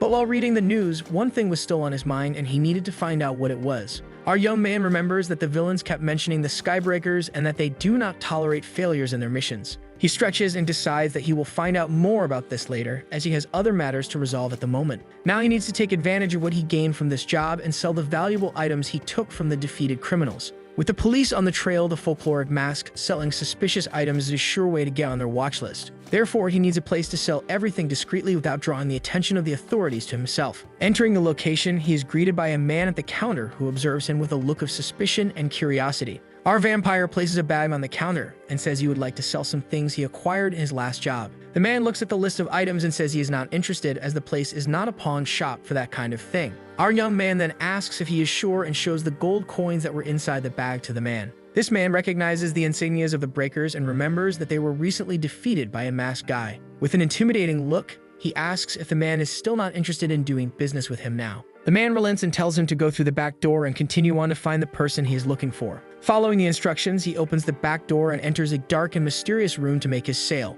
A person wearing a plague doctor mask greets him and asks if he is there to sell something. He confirms and asks if it is possible to receive payment in something other than cash for him. The masked man understands that he wants to make a trade and asks what he desires in exchange for the items he brought. Our young man raises a finger and prepares to say what he wants in exchange for all the gold coins he brought. He then asks for a winning lottery ticket with the closest possible expiration date for his plans. Money is only useful if you can spend it without raising suspicions from the local authorities. Needing clean money for his main body, Sony, and the lottery is the best way to do that. This masked man warns that the fees will be high and asks what is the best he can offer for that. He says he has a ticket worth 6.1 billion wons and that there are only 4 months left to claim the prize. Our vampire asks for 3 tickets in total, but the man says he cannot give that much for just 1 bag of gold coins. He then says not to worry as he has more things to offer in exchange for the lottery tickets. With that, he pulls out some gold bars from his inventory and asks if that will be enough for the trade. The man is shocked to see the pocket dimension device and asks where he got something so rare. He then grabs the young man's arm and questions him about the origin of the item he just used for the trade. Our vampire stares at him and says he did not come there to chat but to conduct important business. Frightened, the man apologizes and says he will resolve everything quickly so he does not irritate him with the delay. Swallowing hard, he realizes he sensed a faint smell of blood coming from the boy and that he wasn't mistaken. Our young man approaches and says it's good that future transactions are as smooth as this one was. After getting his tickets, he walks down the street and thinks he never imagined he would win the lottery one day. Sitting down, he thinks it would be nice to have someone to take care of this because it's very tedious to make this trip all the time. But he admits that a little fresh air now and then isn't so bad for relaxing and thinking a bit. He remembers that the streets were dangerous because of the traffickers, but now they are full of life again. Knowing that he was the one who restored peace makes him feel very proud of his actions as the folkloric mask. Suddenly, someone approaches him from behind and asks where the boy is from in a suspicious and curious tone. Our young man is startled because he didn't notice the man's approach and turns to see who the stranger is. This man asks him to relax and says he is just trying to have a little conversation with him about a subject.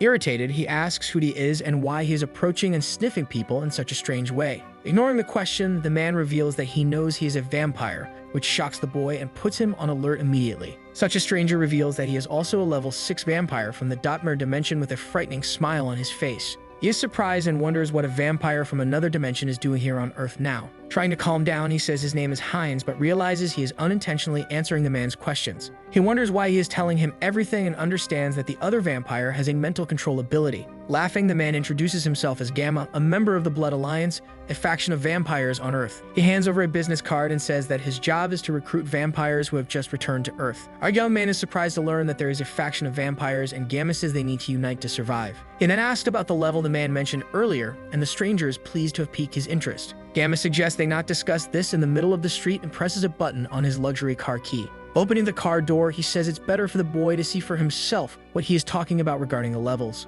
With little choice, he agrees to go with the man and gets into the car to learn more about this vampire faction. From a distance, a woman with a communicator in her ear watches the two get into the car and prepare to leave the location. She then activates her communicator and contacts her headquarters to report what just happened. Such a girl informs that the target is moving as expected and alerts her team that they are going after him right now. Stopping the car in an underground parking lot, Gamma invites the boy to enter the mysterious place. Our young man asks what place this is, and the other vampire explains that every vampire has a factor that determines their strength. He continues by saying that the Blood Alliance studied these factors and divided them into different levels of power. In this, he shows various bottles with red crystals inside that seem to be very valuable to them. In the room, there is a magical circle with candles and hooded people, and Gamma says they will test his level there. Our protagonist is shocked by the idea of a magical circle and thinks the whole situation is very suspicious. Gamma tells him to go to the center of the circle, but the vampire thinks he might be able to escape if the situation gets dangerous. Even suspicious, he steps into the circle, and upon seeing a skull on the ground, he can feel a strong dark magic. Our young man realizes that it's not just that, as there is a mix of witchcraft with alchemy and other magics in the place. He thinks that 20 years have passed since the first returnees appeared, but there is still no magical technology. This impresses him that the Blood Alliance managed to combine so many different magical abilities. One of the hooded men approaches him and asks the boy to extend his arm to begin the test. Such a man then warns that it will hurt a bit and makes a cut on the vampire's hand with a ceremonial dagger. Blood begins to float from his hand, and the boy feels the pain of the cut as the magic of the circle activates. 5 blood spheres form, and the hooded figure reveals that the boy is a level 5 vampire. Analyzing the spheres, the man says he has a strong regeneration, and that purebloods are level 5 or 6. Gamma thinks he was nervous because he came from an unknown dimension, but now he sees that he's nothing special. With a mischievous smile, the vampire says they don't even need to worry about him and that they can start the ritual. His hooded companions respond affirmatively, and the magic circle begins to glow intensely with this sinister energy. Our young man becomes trapped by the energy and realizes he was right all along about his suspicions of the place. He understands that the circle was too complex to merely measure power and thinks about summoning Hans to help him. But suddenly, the door to the location is broken down, leaving Gamma surprised and confused about what is happening. It is the woman who had been following them, and she storms into the place, knocking one of Gamma's henchmen to the ground. She introduces herself as a level 6 vampire, and says that Gamma is trapped for kidnapping and injuring his own kind. Gamma calls her Soren Jin and says it is rude to invade like this, and the young man remembers that he has seen her before. This makes him wonder who she is, and Soren tells Gamma that she didn't want to believe the reports, but that they were all true. With that, she orders him to free the captured vampire and surrender immediately to the authorities. That vampire just laughs and calls her a loyal and knave pawn in the Blood Alliance who doesn't think for herself. He questions why they should serve the Alliance since vampires are superior to humans in every way. His lady screams at him and tells him to stop with that nonsense, as it is radicals like him that make them hide. With a smile on his face, Gamma says that is her opinion, but she should ask her friend. Suddenly, one of his companions starts tearing his shirt, leaving Soren in shock and without reaction. This man then attacks her with a powerful punch to the face, catching her completely off guard with the betrayal. She falls to the ground and asks Minyoung what he is doing and why he attacked her like that. That traitor ignores her and uses his claws to pierce the girl's hand, making her scream in pain from the unexpected attack. He says he betrayed her for a simple reason. In his dimension, he was a lord with a castle and noble title. But now on Earth, he is trapped in a basement working as a bouncer at a nightclub to survive. The traitor approaches her and says that not all vampires are lucky enough to live comfortably like she does. This girl then asks Gamma why he is kidnapping vampires and if he wants to build an army. That vampire replies that he wouldn't bother with second-rate vampires and that they found a better method. He reveals that they discovered a way to become stronger much faster and more efficiently. His lady is horrified and understands that they have broken the most sacred taboo of their kind to gain power. With a wicked smile, he asks where she thinks all the vampires they kidnapped before went. The woman screams and asks if he is trying to create another berserker vampire and if he forgot why they were hunted. Our young man wonders what a berserker vampire is and realizes they are talking about cannibalism among their kind. He discovers that on Earth, devouring a vampire from another dimension combines the factors and grants immense power. But the mental corruption is much worse and transforms the vampire into a berserker with an insatiable hunger for blood. Gamma tells her not to worry as they found a way to remove negative emotions from the blood. With that, he says the young man will become a splendid ingredient, and his body begins to disintegrate. His magic circle starts to suck all the energy from the young man, which is compressed into a small black sphere. Our protagonist understands that the circle was not just to analyze factors or trap someone as he thought. His magic can transform his target into a pill with no side effects for whoever consumes it afterward. This traitor reminds Gamma of the promise, and the vampire says he wouldn't take that risk for anything in the world. With a smile, he throws the pill to the traitor, who catches it in the air, ready to consume the young man's power. Without hesitation, he swallows the pill in one go to finally obtain the power he so desired. A powerful energy courses through his body, and he screams in pain as the transformation begins to take place. Thorns grow on his body, and he feels the power of cannibalism, leaving him shocked by the new sensation. With his new strength, he grabs Soren by the neck and shouts that he wants more power to become stronger. He pushes her towards Gamma and demands more pills, but the vampire tells him not to rush things. Gamma says they have a guest who has been waiting for a while and looks at the spot where the boy was. That vampire turns to Soren with a smile and tells her to wait just a moment because he has something to resolve. Suddenly, the dust that was the boy begins to gather again, revealing that it was all just an illusion. Our boy asks if feeding on vampires from another dimension works so well, and Gamma is left confused.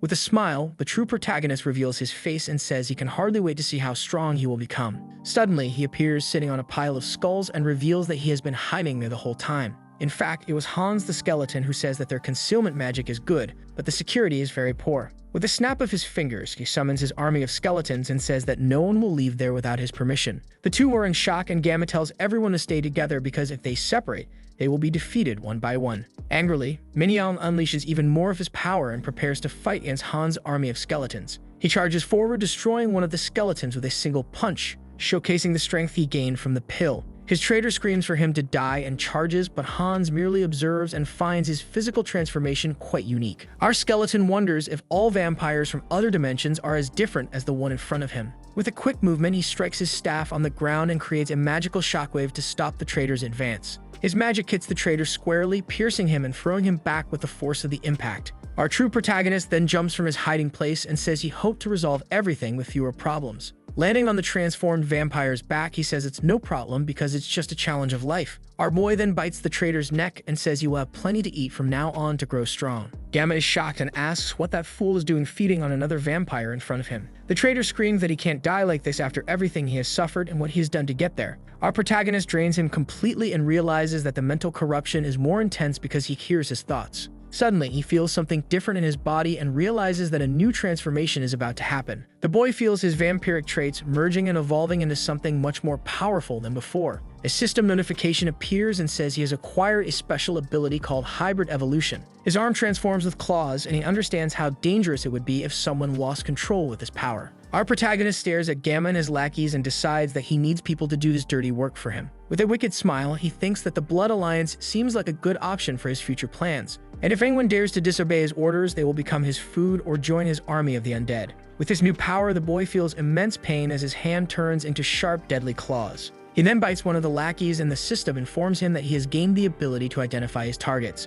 Smiling, it comes to his mind that this new identification ability will be very useful for his future plans. Our protagonist understands that vampires possess special blood powers based on their unique lineage. And with his new hybrid evolution, he realizes that he can now steal all these abilities for himself. Gamma is in shock and asks how this is possible, as he has never seen anything like it in his entire life. Trapped in an energy cross, he asks how the boy was not corrupted even after committing cannibalism. Our boy grabs him and asks if he wants to know the secret to not being corrupted by the minds of his victims. With a smile, it is revealed that the secret is simply not to listen to their thoughts while draining their blood. That said, he bites Gamma's neck, who screams in pain as he is drained of all his power and energy. His system then informs him that he has gained the ability to conceal his presence through hybrid evolution. He thinks this is great and believes that this concealment ability will be very useful for his future missions. Our young man then touches Gamma's forehead to take a look at all his memories and uncover his secrets. The boy sees that Gamma made a deal with the Skybreakers in exchange for technology and support for his evil plans. Our protagonist wonders who Beta is and realizes that the Skybreakers have been mentioned once again by a villain.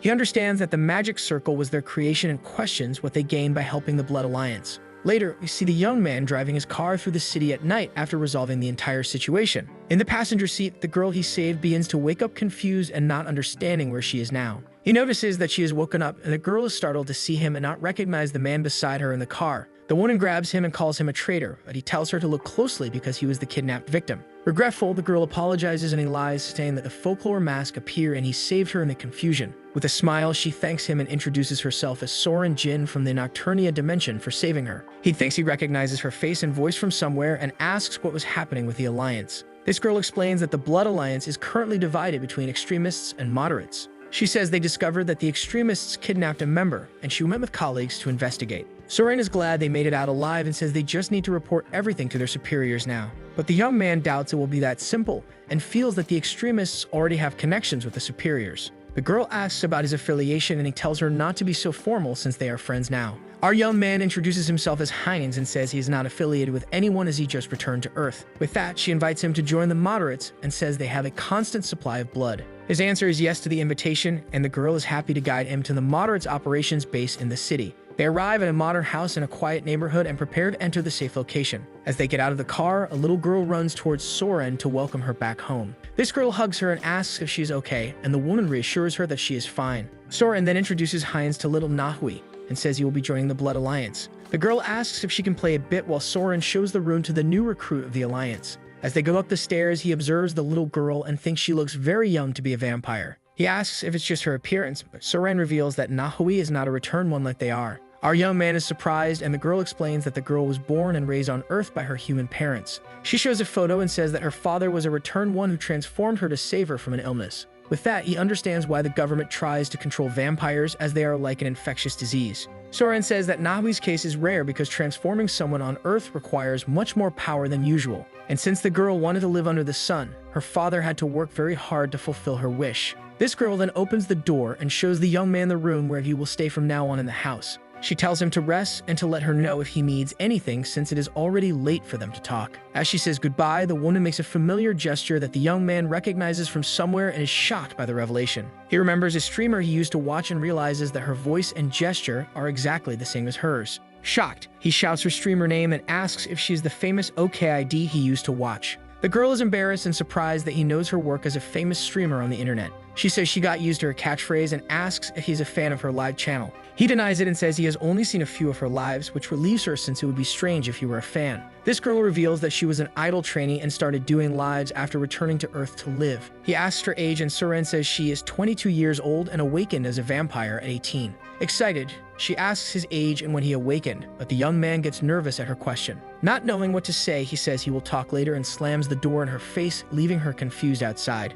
Alone in the hallway, the girl wonders if she said something to upset him and ponders the situation. In the room, he rests relieved because he spoke to her casually, thinking she was younger than him. He throws himself on the bed and decides to research her, remembering that the streamer was quite famous online. Our young man finds a post from her announcing a 1-week break from streaming due to an important job. He thinks that if he hadn't saved her, that could have been her last post, and that the situation was serious. Suddenly, a thought strikes him, and he realizes something he hadn't noticed before about her age. She is 20 years old and he is 22, which means she is older than him, and this makes him nervous. The next morning, he wakes up to a noise coming from downstairs and wonders what is happening. Going down the stairs, he hears someone complaining that they found no evidence at the scene of the incident. It's Soren on the phone and he asks if something is wrong. The girl greets him and asks if he slept well. She explains that her colleagues went to the site, but everything was burned and there is nothing to use against the extremists. Our young man thinks he may have overreacted by erasing Hans's traces and decides to ask her something. He asks where the extremists are based, which startles her and makes her think he didn't like the blood.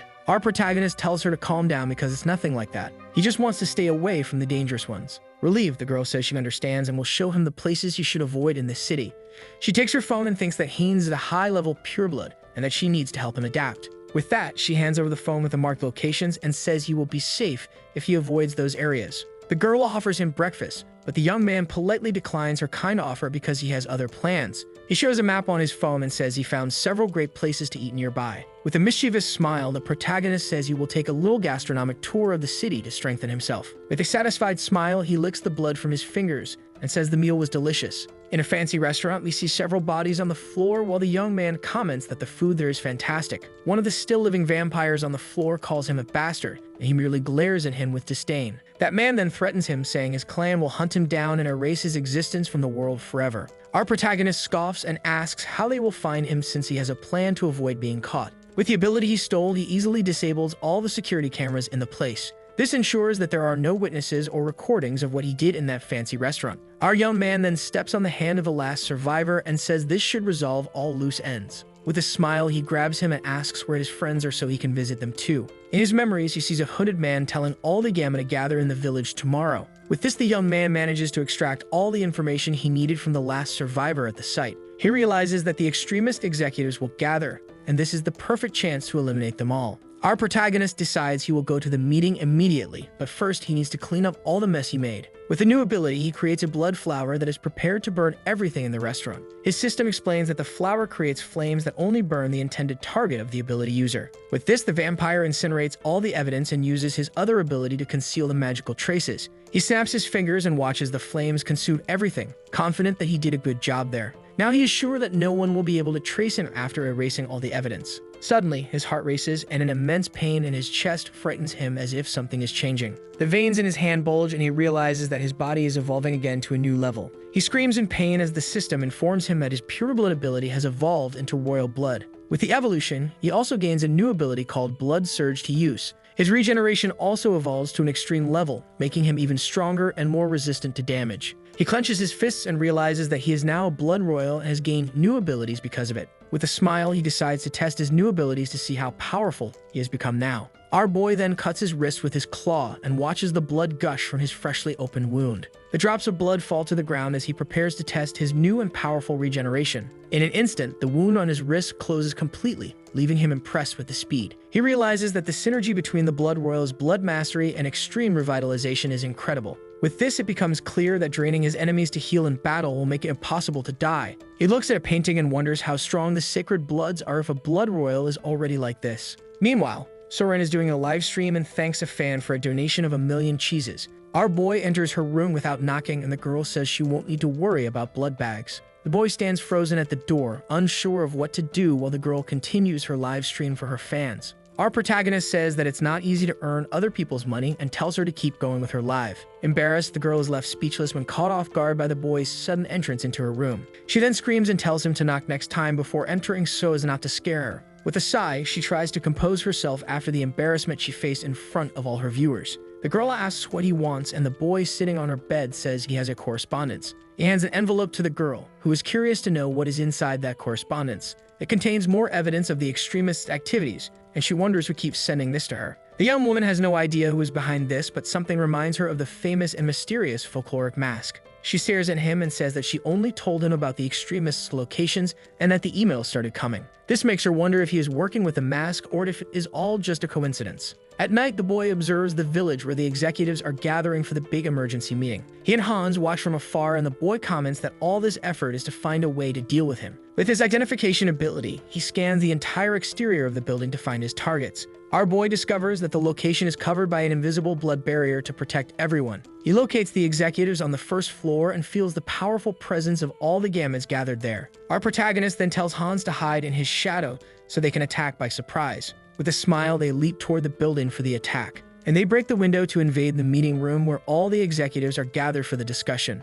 Our boy lands and tells the criminals to get ready because he came to finish them all there. But to his surprise, the room is completely empty, which confuses him. He wonders where they went, and suddenly a mirror shatters, revealing the true enemies. A man says he was hoping to hunt the folkloric mask, but that an unknown vampire appeared in his place. Such a leader says it doesn't matter, and that they will take care of him anyway to not ruin the party. Confused, he asks his subordinates if they know the boy who suddenly invaded their meeting. One of them says he has no idea who he is, but that he seems to be at least a level 7 in power. Owen concludes that he must be from a new dimension since they have never seen him before anywhere. Our boy remembers the hierarchy of the extremists he saw in the memories with 1 alpha, 2 betas, and 13 gammas. With this, he deduces that the 2 who spoke must be the betas of the vampire extremist organization. But his biggest concern is the masked men who are likely members of the dangerous Skybreakers. Such a leader then orders his men to capture him and bring him to his knees before him to be interrogated. He also tells them to take what is hidden in the boy's shadow, which surprises him instantly. The protagonist is shocked that they notice Hans and decides that if they are in a hurry, he will end this.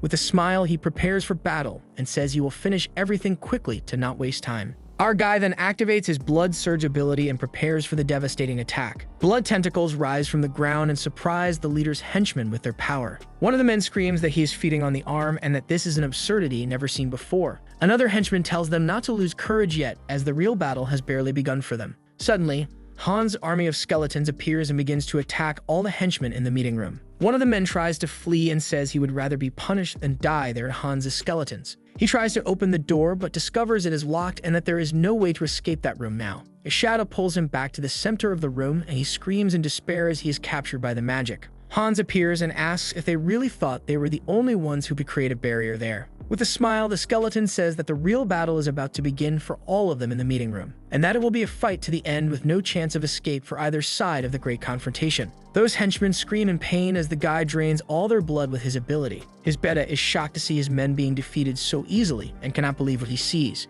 He says there must be a trick and charges to attack the protagonist with all his strength and speed. Our guy stretches his fingers, which transform into sharp claws for combat against the extremist beta. That beta advances confidently and says he can handle it because he has faced stronger enemies before. But as he gets closer, he realizes that the guy is much stronger than a level 6 or 7 vampire. With that, he activates his ability to harden his skin to protect himself from the protagonist's attacks. His skin transforms into stone armor and successfully blocks the guy's attack. Our protagonist is surprised, but with a smile prepares to escalate the level of that fight. He concentrates his energy in his fists and gets ready to break the beta's impenetrable defense. With a powerful punch, he strikes the beta's stone armor and easily breaks through his defense. The beta is in shock because his ability has never failed and realizes he has been surpassed in power and speed. Our guy then takes advantage of the opening and throws him to the ground with a powerful blow, incapacitating him. His remaining henchmen rush to protect their lord, and the guy prepares to deal with them quickly. Mockingly, he says they are very bold for a bunch of failures who can't even fight.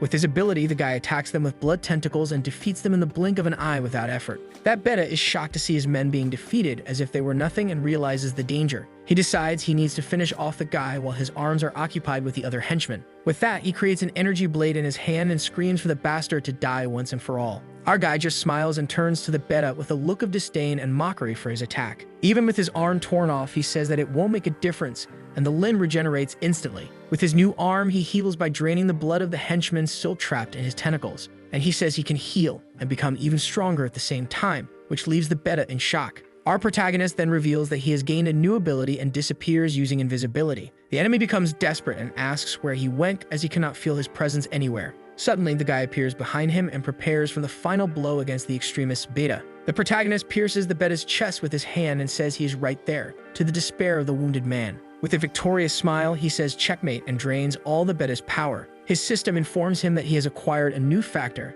and that his blood magic has evolved into blood miracle. The vampire feels the new power flowing through his body and realizes he can command his abilities with pure will. With a smile, he understands that he can use them faster and with greater control, which makes him very happy. The other beta calls him a bastard and says he is a berserker for feeding on his own kind. She says this explains his strange powers, and the guy just stares at her with an indifferent look. Mocking, the protagonist asks if she will cry all day or if she will attack him. Irritated, she curses him and charges into battle to avenge her companion's defeat. Our protagonist then activates his new blood miracle ability to deal with the last remaining beta. A wave of red energy hits her and throws her back with the force of the boy's devastating attack. She curses him and tells him to stop with the tricks, but the opponent just smiles and says they are not tricks. He says it is her turn to hear the secret, and with a snap of his fingers, he paralyzes her in place. With that, the boy delivers checkmate and defeats her with a single blow, ending the battle once and for all. The masked men are shocked and say he is a monster, and that they didn't know he was so strong. Their leader orders them to prepare the orb because they need to finish him off at all costs to avoid failure. One of the men grabs a light orb and prepares to attack the boy with all his magical power. Our protagonist simply watches the approaching attack and prepares to deal with a new threat. Hans is used as a shield, and he says it is an interesting attack but not worth studying. The attack hits the skeleton but ricochets and strikes the man who launched it, defeating him instantly. The remaining masked group realizes they are very strong and that there is no hope of victory for them. One of them tries to flee, but the leader stops him and asks where he thinks he is going now. The man is hit and says he did well in his sacrifice mission for the Skybreakers. This man screams for freedom and for the Skybreakers as his body begins to glow with energy. His leader says it is the end for him and activates a spatial manipulation to escape the area safely. Hans realizes it is a self-destruction curse and that the leader fled, leaving his men behind. He says the leader wanted to force him to retreat, but that won't work because he still has a plan. Hans then prepares to deal with the curse and says he will dismantle it piece by piece to save them. He discovers two spheres in the man's body and understands that they are the source of the curse's energy. The skeleton declares himself the ruler of death and says that no one can escape his embrace and his presence. With a flash of light, an explosion occurs and the escaping leader barely manages to exit the barrier in time. He complains about the powerful barrier, but is happy to have survived and prepares for his next move. But suddenly, Hans appears behind him and surprises him with his sudden and unexpected appearance. Our skeleton grabs him and says he found him, much to the despair of the leader of the masked men there. Hans says he wanted to play a little longer, but will use his usual method to not lose him again. With that, he prepares to invade the leader's mind to uncover all his darkest secrets. The man screams in pain and realizes that Hans is invading his mind and will see all his memories. The clone orders him to show everything he knows about the Skybreakers so he can finish them off for good. Suddenly, a white light blinds him and he realizes there is a protection in the mind of the masked leader. He understands that this is how the Skybreakers protect their memories and finds himself in a different place. Hans wonders if he is inside a mental realm and prepares for what is to come in this new location. A voice congratulates him for getting this far and calls him Folk Mask, which surprises him. The clone asks if he has been watching him all along and deduces that he is the leader of the Skybreakers. A figure of green energy confirms and invites the Folk Mask to join his organization. Hans finds the proposal amusing and asks what the Skybreakers' goal is for him to consider the offer. That leader reveals that their goal is freedom for the return and to build a world where they control everything. Our skeleton says is an ambitious goal for an organization that has recently emerged, but the leader corrects him. He reveals that they have existed for a long time and have been constantly fighting for their freedom since the beginning. Hans then understands that they orchestrated all the attacks and prepares for battle against the leader. He immediately demands an answer, but the system warns him that his emotions are being suppressed by the mental center. His heart races and the warnings keep appearing in his vision, leaving him confused and not understanding anything. Your leader asks what matters and says he trusts that he will make the right decision for everyone's future. Hans then attacks him with a punch, but the leader defends himself and says that here mental power matters more than mana. The enemy cannot defeat him here and laughs at his futile attempt to fight against his power. Our skeleton understands that mental power is the key and remembers all his lives and experiences. With the willpower of all his reincarnations, he prepares to fight against the leader. He says that the leader has no chance against them and gets ready to use all his accumulated mental power. Suddenly, the scene changes and the protagonist appears in a training arena.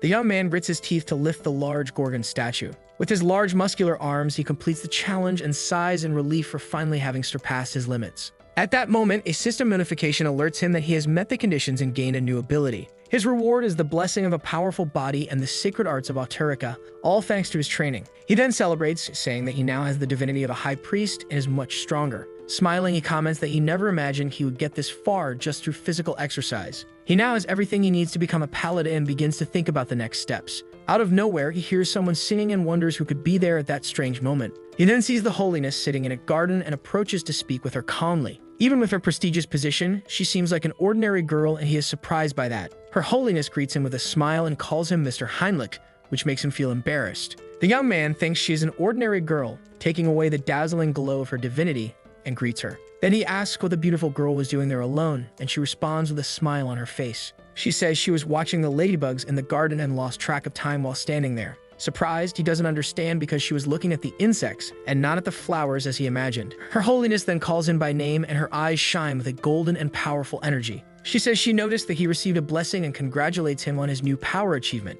His holiness then says he should be proud because he earned that through his own effort. The church bell rings and the girl says it's time for the service and that they need to go to the location. With that, she invites him to go to church together and he accepts the invitation from the beautiful girl. The protagonist thinks that after learning the history of the kingdom, he understands why she's obsessed with Hans. A long time ago, the first immortal king plunged half the kingdom into death and total desolation. Even though the entire nation united to defeat him, he was too strong for all of them combined. The heart of the immortal king was recovered by his ally, a very powerful and loyal dark mage. He was reborn as the second immortal king and tormented the great Western Empire with his power. His chosen one from the Order managed to destroy his heart, but it shattered into 3 different pieces. These pieces were scattered throughout the kingdom, and the Order fought on the front lines to protect them. That is why the Holiness knows how many lives were lost because of him and hates him with all her might. Then he understands why she is so hostile towards the immortal king and fears him so much. But the young man says there is no need to worry anymore because Hans is a kind and gentle guy. At that moment, the skeleton prepares to channel his mental power into the enemy leader.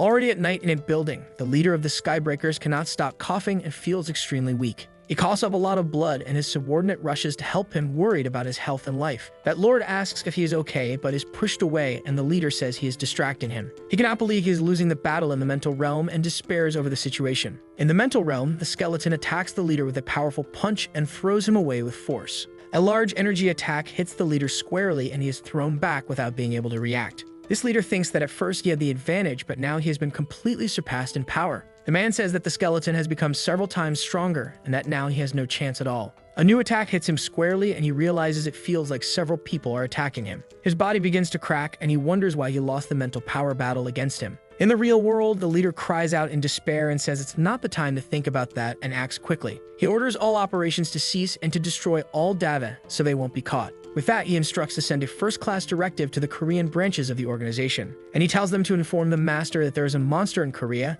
and that they need urgent help. In the mental realm, the skeleton approaches the remnants of the leader and laments that he escaped. His system informs him that he claimed the achievements of another, and his dark magic has evolved significantly. He takes a fragment from the leader and understands that this has diminished his enemy's strength in battle. With that, he decides to read the memories of the remnants to discover the location of the Skybreakers. Using his power, he uncovers their headquarters location in Korea and prepares for the attack. The base is hidden in the middle of the forest, and the skeleton says he won't let them escape. With a threatening look, he declares that he will reveal all their secrets and launches the attack. A large explosion occurs at the base, and an injured man says he didn't know a monster would come. Our skeleton appears and asks if the man has received orders to evacuate the battle site. Grabbing the guard, he says that his attempt to flee was not entirely useless for his plans. The skeleton states that he got rid of all crucial information, but that was a shame. His attempt to take the data with him ended up placing it directly in his hands for analysis. Hans reads the documents and says they committed all kinds of evil for years without stopping. As he reads the crimes, his body begins to tremble with rage and his power starts to leak. Saying that he won't let them escape unpunished, he releases all of his power at once on the spot. The skeleton vows that they took everything from him and that he will kill each of the Skybreakers for revenge.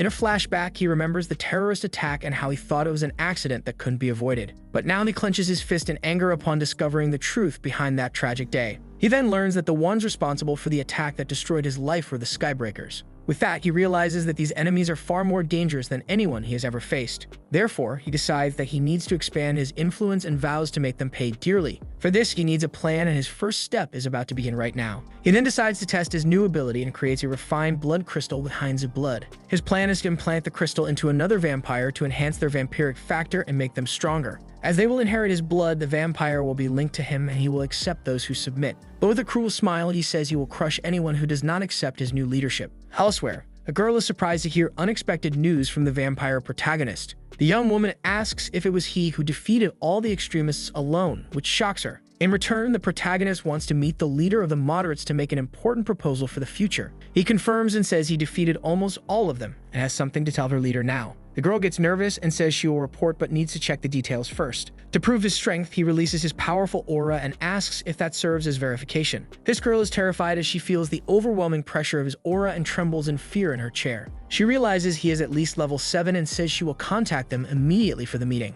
At the meeting, the leader asks if he plans to absorb what remains of the extremists into his clan. The leader of the moderates finds the proposal very bold and serves him a cup of red liquid. Smiling, she says she is honestly shocked by the audacity of the young man before her. Our boy states that his goal is to maintain peace and order and not to exert unjust authority over them. But his true objective is to eradicate all those connected with the terrible Skybreakers. With a smile, she asks if these two objectives don't contradict each other a bit in his logic. In response, he says it depends on the point of view and realizes that she won't be easily convinced. With that, the young man prepares to use force if the conversation doesn't go as he hoped. But suddenly, the leader agrees to the proposal, and the young man is surprised by her decision. The vampire asks what made her agree so quickly, and she responds that it is obviously for a reason. Such a woman says she trusts herself and that she will help him absorb the extremists into his clan. With that, she sends Seren to go with him to serve as an intermediary between the two groups of vampires. Our vampire agrees with the decision but notices that the girl is not happy with the situation at all.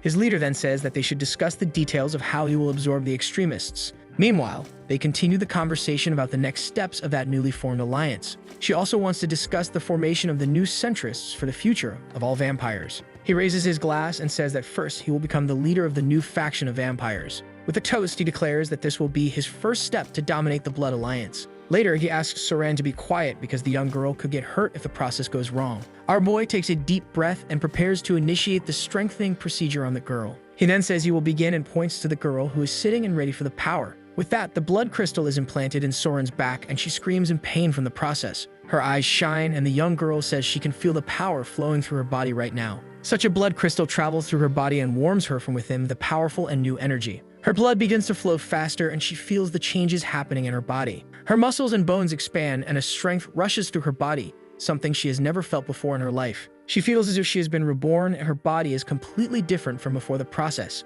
Our vampire realizes that the limit of improvement is 30%, which is not bad at all. This girl then asks what the next step will be and calls him Lord, which surprises him. The girl explains that since he created a new clan, he is now the lord of all of them by right. With the emergence of a new lineage, she says it is fair to give an appropriate name to the clan. He thinks of a name and says he would like to base it on something that differentiates them from the others. Our boy remembers that everyone who received the crystal underwent mutations, absorbing their traits. They were transformed by a hybrid vampire, and he decides on the name of his new clan. With a smile, he declares that from that moment on, they will be known as Heterosis, and he says he will turn the remnants into the most powerful force of the Blood Alliance. Back in the real world, the boy stretches and says that Heinz's situation is resolved. But he knows it is still not enough because the Skybreakers are a global organization. The protagonist needs more preparation to take them down and decides to expand his influence and gather karma. Our boy thinks about starting a war or carrying out a terrorist attack to get what he needs. But suddenly he realizes what he is thinking and is shocked by his own cruel ideas. And he asks himself what he was thinking, as this would risk the lives of many innocents in the process.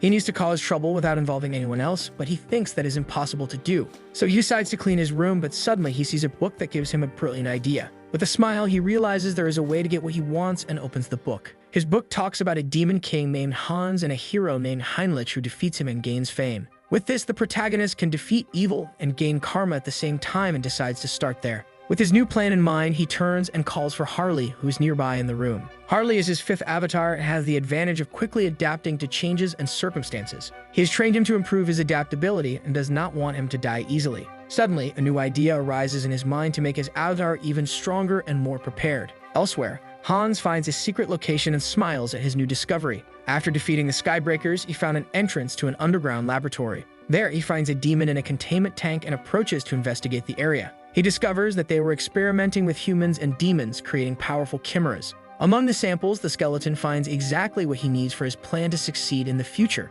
It is a specimen that absorbs only the strongest traits and evolves constantly over time. He reveals that what he needs is dragon blood to strengthen his avatar, Harley. If your avatar survives and adapts to the procedure, it will become a supreme biological weapon. With the knowledge it has gathered, its avatar will transform into an invincible creature. On a rainy and melancholic day, water slowly drips from the green leaves of the garden plants. Her holiness sighs sadly, watching the rain fall on the church courtyard. Out of nowhere, a young man approaches and asks if something is bothering her. He shields her from the rain with an umbrella and asks what's on her mind. She replies that it's nothing much, perhaps just the bad weather bringing her down. But she feels a tightness in her chest, as if something bad is weighing on her heart. The young man then invites her inside to avoid catching a cold, and she accepts the invitation from the new paladin. At that moment, she thinks that her intuition is eerily accurate, just what one would expect from the holiness of the church. After all, even with double barriers in the mountains, she managed to sense their secret hideout. Fortunately, she didn't discover everything, and now he can continue his experiment in secret. With a smile, the skeleton says he can finally continue the experiment on Harley. His dragon blood evolves infinitely and assimilates the traits of those he devours without stopping. Combining the research of the Skybreakers and his forbidden knowledge, he will create the perfect weapon. With the perfect specimen in hand, he has everything he needs for the success of his new plan. Our young man is eager for the experiment to begin and smiles with his vampire teeth. Elsewhere, his clone is called to be the sword and shield that protects the righteous from evil. He vows to become a paladin of the order and protect the innocent with his life and power. With this, he is appointed a paladin of the divine order and receives a necklace with a golden cross. His sister informs him that he has achieved enlightenment and gained the special ability called Leap. Everyone is left speechless upon witnessing a divine blessing occurring right at the young man's knighthood ceremony. For a brief moment, the boy felt the presence of the divine again, just like at his baptism. He wonders why the divine watches him so closely and if it's because he is from another dimension. Setting that aside, he decides to check his new blessing to see what it really does. The protagonist discovers that leap through space is teleportation and gets excited about the new power. With gratitude, he thanks the divine for the grace and offers his prayers with great devotion. Two older men weep with emotion and say that he is a very devoted and faithful young man. A certain man congratulates him and says that he is now a full-fledged paladin within the order. Representatives from various paladin orders came to offer him a place in their ranks. His first is from the Order of the Celestial Shield, and they defend the church's perimeter with spears. The second is from the Order of the Solar Wolf, and they lead the battlefield with enormous swords. His third is from the Order of the Thunder Claw, and they use a balanced sword and shield style. With the introductions made, they ask which order he would like to learn from now. With a smile, he says the choice is obvious, and that he has already decided what to do next. Leaving everyone speechless, he declares that he wants to train with all of them at the same time. Using his warrior body and rapid growth, he will master all combat styles. But suddenly, something doesn't seem right, and his gaze turns to a specific person. He points to the paladin with purple hair and asks why she is silent there. That other paladin becomes nervous and stammers while trying to explain the reason for the girl's silence. This woman then says that only the best of the best are chosen for her order. With an analytical look, she observes him and says that he isn't so bad after all. The woman states that with his level of divinity, he may qualify to take the order's test, and she wonders what is needed to be accepted, inviting him to follow her for the test.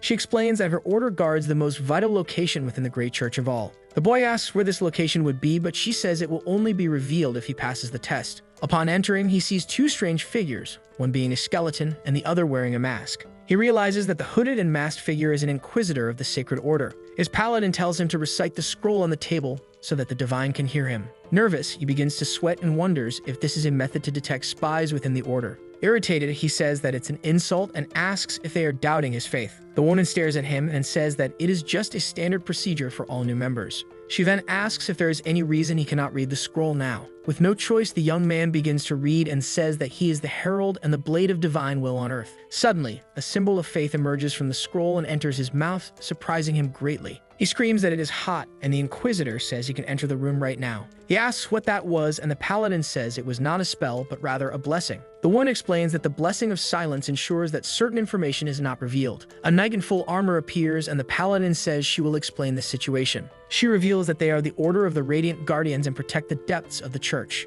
One of the guards says it will be the first and last time he sees that sacred place. In response, he tells the young man to look closely and engrave in his mind what they protect with their lives. He knew something was wrong, but he did not imagine such a big secret was hidden in that place. Finally, everything makes sense. This is the reason for so many security measures and so many forces in the church. For down in the depths of the church lies the last fragment of the Immortal King. He cannot believe that the last piece of the Immortal King was hidden right in the church. Being the Divine Order one of the strongest factions, it is no surprise they had the item. Then he understands that after so many centuries, they managed to obtain one of the enemy's fragments. As much as he wants to take the fragment now, he clenches his fist because he knows it is impossible. His church is protected by 4 orders of knights, and even Hans could not take it. Then the protagonist realizes he will need to think very carefully about a plan to obtain the fragment. The paladin says that the blessing will prevent him from revealing the secret, but she will tell him anyway. She warns him not to share the information with anyone, and he agrees to the condition. With a smile, he thinks it is no problem since only he and his other selves will know. Hans celebrates the discovery of the fragment and says it was an unexpected stroke of luck for him. But he becomes worried because Harley's surgery is more unstable than he expected before. Our skeleton does not understand the problem because, in theory, the experiment should be perfect now. Harley says he feels something boiling inside him and starts coughing up a lot of blood on the table. The young man does not understand because the dragon's blood fused with his body and everything should be fine. With that, the masked one decides to try adjusting the machine's power to stabilize the process. Suddenly, Harley starts screaming in pain, and his body contorts violently on the table. Hans is startled and wonders if the process has exceeded the limits of extreme regeneration. At this rate, he will lose Harley and the research, and he decides there is no other way to act. In a final gamble, he decides to inject every last drop of dragon's blood into his clone. His avatar screams in pain, and his eyes shine with a red and very powerful energy. A great explosion of red energy throws the skeleton away and destroys the laboratory. As the smoke dissipates, he realizes that the experiment was a complete failure and laments. Then he approaches and apologizes to Harley for not being able to save him in time. Suddenly, a system notification appears and surprises him with an unexpected message. His innate ability has been enhanced, but he does not understand how since there is only a dead body there. His system informs him that he has gained new abilities and that his regeneration has evolved significantly. Suddenly, Harley roars and the system alerts him that his adaptability has evolved into a mutant. Hans celebrates because their minds have connected and the risky gamble has finally paid off. The clone stands up and says he feels like a completely different being because of the mutation. But that was not the only good thing, as the skeleton notices another great change within himself. His avatars have increased due to his own growth without needing the karma shop, and that is new. Harley then interrupts his thoughts and says that the new avatars can wait a little. With a smile, he says he first wants to test his newly acquired power. In a sunny forest, the birds sing and nature seems calm and tranquil. Harley breathes in the fresh air and feels invigorated with his new body and new abilities. He says that the mutant ability is incredible and that his senses are sharper than ever. With his new hearing, the young man can even hear the breath of an animal watching him. Suddenly, a black panther leaps from the bushes and lunges to attack the new avatar. The animal attacks him, but he realizes he has encountered that species before on his journey there. With a smile, he greets her and says it's good to see her again after so long apart. But the clone grabs her and says that unfortunately for the animal, he is not the same as before the fight. With a powerful punch, he throws her to the ground and showcases his new strength and speed in battle. He then spins her in the air and slams her against the ground with brutal and uncontrolled force. The panther scratches him, but he doesn't even care about the wounds and continues his attack against her. To maximize the growth of his mutant ability, he needs something very specific. Our boy needs to consume mana stones, the core of monsters, and he tears the item from her body. With the stone in hand, the system alerts him that he has gained new insight from the action. The protagonist then eats the stone to see what happens and how his body will react to the power. With this, he decides to fully use his physical mutation and his body begins to transform. A larger structure will give him an advantage in battle, and he is now nearly 2 meters tall. He gains the strange appetite ability, which allows him to digest anything quickly. His mutation leaves him very hungry, and he tears a piece of meat from the panther to eat. With his new ability, the young man believes everything will be fine and prepares for the feast. He eats the raw meat and says the taste is sweet and the blood refreshing to his palate. Because of the mutation, he can't stop smiling and giving in to his wildest impulses. He feels like a barbarian and suddenly has a new idea for his next step there. The young man heard that there is an alliance of barbarian tribes to the south and decides it's time to act. With his new plan, he decides it's time to acquire a new class for his avatar. In a port city, people wonder who the strange man that arrived there is. In a tavern, 2 men question what a barbarian from the south is doing in the west of the kingdom. The tavern owner greets him with fear and Harley notices that everyone is intimidated by him. He wanted to appear cool, but thinks he may have overdone it a bit with his appearance now. His goal is to become a hero, and for that, he needs to make an unforgettable first impression. The tavern owner asks how he can help him, and Harley approaches with a determined and serious look. He says he came to eliminate the monsters in the northern mountains near the Iron Fortress. This man takes him to the ship, and Harley celebrates the success of his first impression in the city. Back at the church, the sound of battle echoes through the courtyard, and the rain continues to pour heavily. A spear falls to the ground, and the battle ends with a clear winner between the 2 fighters. Heinrich wins the fight, and everyone is incredulous at his skill and combat power. The clone has truly mastered the combat style of all orders and gained a new ability. With a smile, he celebrates his new mastery of mixed weapons and feels more confident. Now he can wield weapons with much more skill, which will benefit his other avatars. Suddenly, he stops and notices something strange happening in the church garden at that moment. In the distance, the holy figure is in ceremonial robes, and he wonders what she is doing there alone. The boy greets her and asks what she is doing, and she happily greets him back. She explains that she is sharing her divinity with the worms that come out when it rains. Her concern is that the blessed worms might become some kind of monstrous creature. Curious, he asks about her robes and if there is a special occasion approaching at the church. At that, the holy figure reveals that a special guest will come to meet the immortal king that day. Her answer surprises him because they can track Hans even with the barriers that hide him. The girl cannot explain exactly, but invites him to join them as the knight's guard. With a smile, he accepts the invitation and feels excited about the new opportunity that has arisen. In the church, an announcement says that Lord Glenwood is arriving and everyone prepares for the event. He has never seen an assembly like this and wonders who can track Hans with such power. With that, he decides he needs to see for himself who this powerful and awaited person is. 3 elves enter the room and greet the holy figure, which leaves the young man very shocked. He notices the pointed ears, and the elf introduces himself as a high elf from the Elven Kingdom. This guest reveals himself as Raffory Glanwood, and the young man cannot believe he's a high elf. Inside a junk shop, a man examines an item with great attention, until the shop owner calls him, already somewhat irritated with the whole situation. He complains that the customer has been looking for 2 hours without buying anything at all. With a smile, the man apologizes for the delay and holds a necklace with a pendant. At that moment, he introduces himself as Hubert, the 6th avatar of Sangyan Han. Then he explains that he obtained this new body thanks to the growth of the avatar Harley. With his appraisal ability, he can see the basic properties of an object. But his dream is to improve his proficiency to become a magnate throughout the kingdom. He understands that for this, he will need to confront the local merchants. And to achieve what he wants, Harley's hero fame needs to grow even stronger. In the snowy mountains of the north, the warrior continues his journey to strengthen himself. With a smile, he comes face to face with what seems to be his next big challenge there. A huge black bear appears, and he recognizes it as the biggest problem of that mountain. The beast roars and charges with its claws, ready to attack the invader of its territory. Without fear, the young man advances with his axe and prepares for the coming battle. He dodges the first attack, and the axe and the creature's claw clash with force. The bear attacks him again, but the warrior manages to wound the giant monster's paws. With a smile, the young man says that the creature is completely open to receive his attack. Then the clone leaps into the air and prepares a powerful strike to end the fight once and for all. With all his strength, he spins his body and lands a devastating blow to the beast's head. But his axe breaks upon impact and the warrior is left completely shocked. He cannot believe that his weapon could not withstand the monster's powerful skull. With that, the bear seizes the chance and throws him away with a single powerful blow. Our young man falls to the ground exhausted and realizes that his axe was not good enough. At that moment, the creature leaps at him to deliver the final blow and win the fight. But the warrior decides that in this case, he will use his physical mutation to fight. His arm transforms and he manages to stop the beast's attack with his new strength. With a powerful punch, he sends the monster flying and showcases his new power in battle. The bear is violently thrown and a great explosion of snow occurs with the impact. Our young man realizes that his bare fist is much stronger than any weapon he uses, but he worries because people will not see him as a hero if he uses this ability. With that, the protagonist wonders if there is a way to use the power without altering his body. He then tries to find a way to use the energy of the mutation without transforming. At that moment, the fighter concentrates to harness the energy without changing his appearance. An energy sphere appears in his hand, and this system notifies him of a significant change. He has gained a new special ability called Essence Aura and is very happy. With a smile, he celebrates because now he seems less like a monster to people.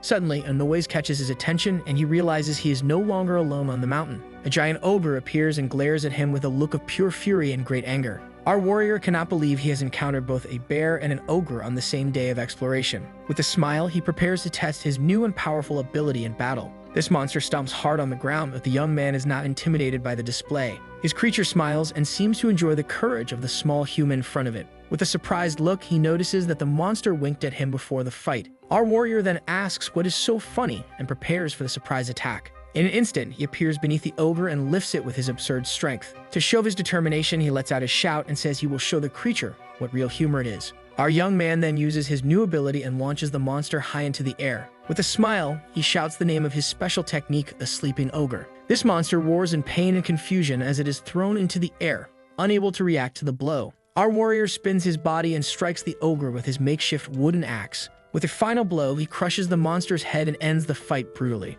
The protagonist holds what remains of his weapon and declares himself a true hero. Suddenly, he senses a strange and familiar smell in the air of the icy mountain. He describes this smell as that of a dusty corner, and a purple smoke appears. At that moment, he hears footsteps and realizes they were the Dark Knights. Their smoke forms the image of a castle, and he understands what the Abyssal Oath is. He doesn't know what they are plotting, but he gets a good idea of the plan. With a smile, he says it's time to eliminate the rot from that place once and for all. Then the young man advances toward the castle to put an end to the enemies and their evil plans. Elsewhere, an elf enjoys a cup of tea and praises the flavor of the drink. The Clolem thanks the holiness for the hospitality and shows himself to be very polite and courteous. She is happy that he liked it and thanks the group of elves for their visit. Our knight realizes that the order is uniting with the elves and is very surprised. Their elven kingdom on the continent of Animal is a place where they worship the world tree. Although they serve different gods, the two kingdoms have always had good relations. They recognize and respect each other's beliefs, which is why the alliance is possible. He worries that the high elves might use the power of the tree to find Hans,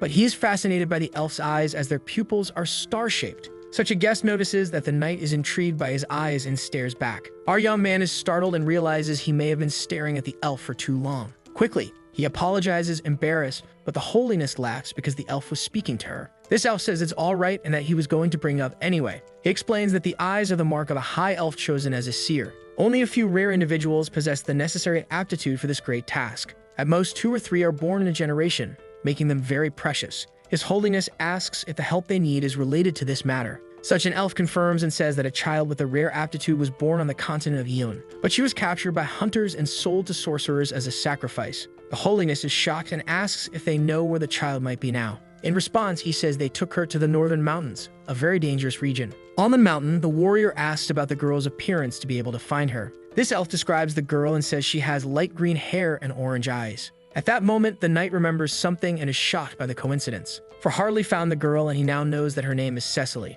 With a giant crash, the warrior invades the enemy base and finds a pile of bodies on the ground. Seeing the invasion, the sorcerers order to stop the young man from reaching the depot. But they don't know how to stop the fury of that man who advances without hesitation. He runs with the girl on his back and knocks down all the enemies in his path. Arriving at the depot, he asks if this is the place she was talking about. With the girl feeling a bit dizzy, he wakes her up and asks what she needed to find there. She then points and says that the branch of the world tree is right there in front of them. With a smile, he hands the branch to her and warns that things are going to get hectic. The boy puts her on his back and prepares to flee from that place quickly. His elf asks him to go slower, but the young man doesn't listen and speeds up even more. With a powerful leap, he bursts out of the cave while the girl screams in fear. Back at the church, the knight raises his hand and asks for permission to say something. Having the elf's consent, he says he might know where the girl Cecily is. This high elf freezes for a moment and is completely shocked by the revelation. He asks if the young man has any blessing that allows him to track people in the kingdom. Our knight says it's not exactly that, and that he can only sense her presence.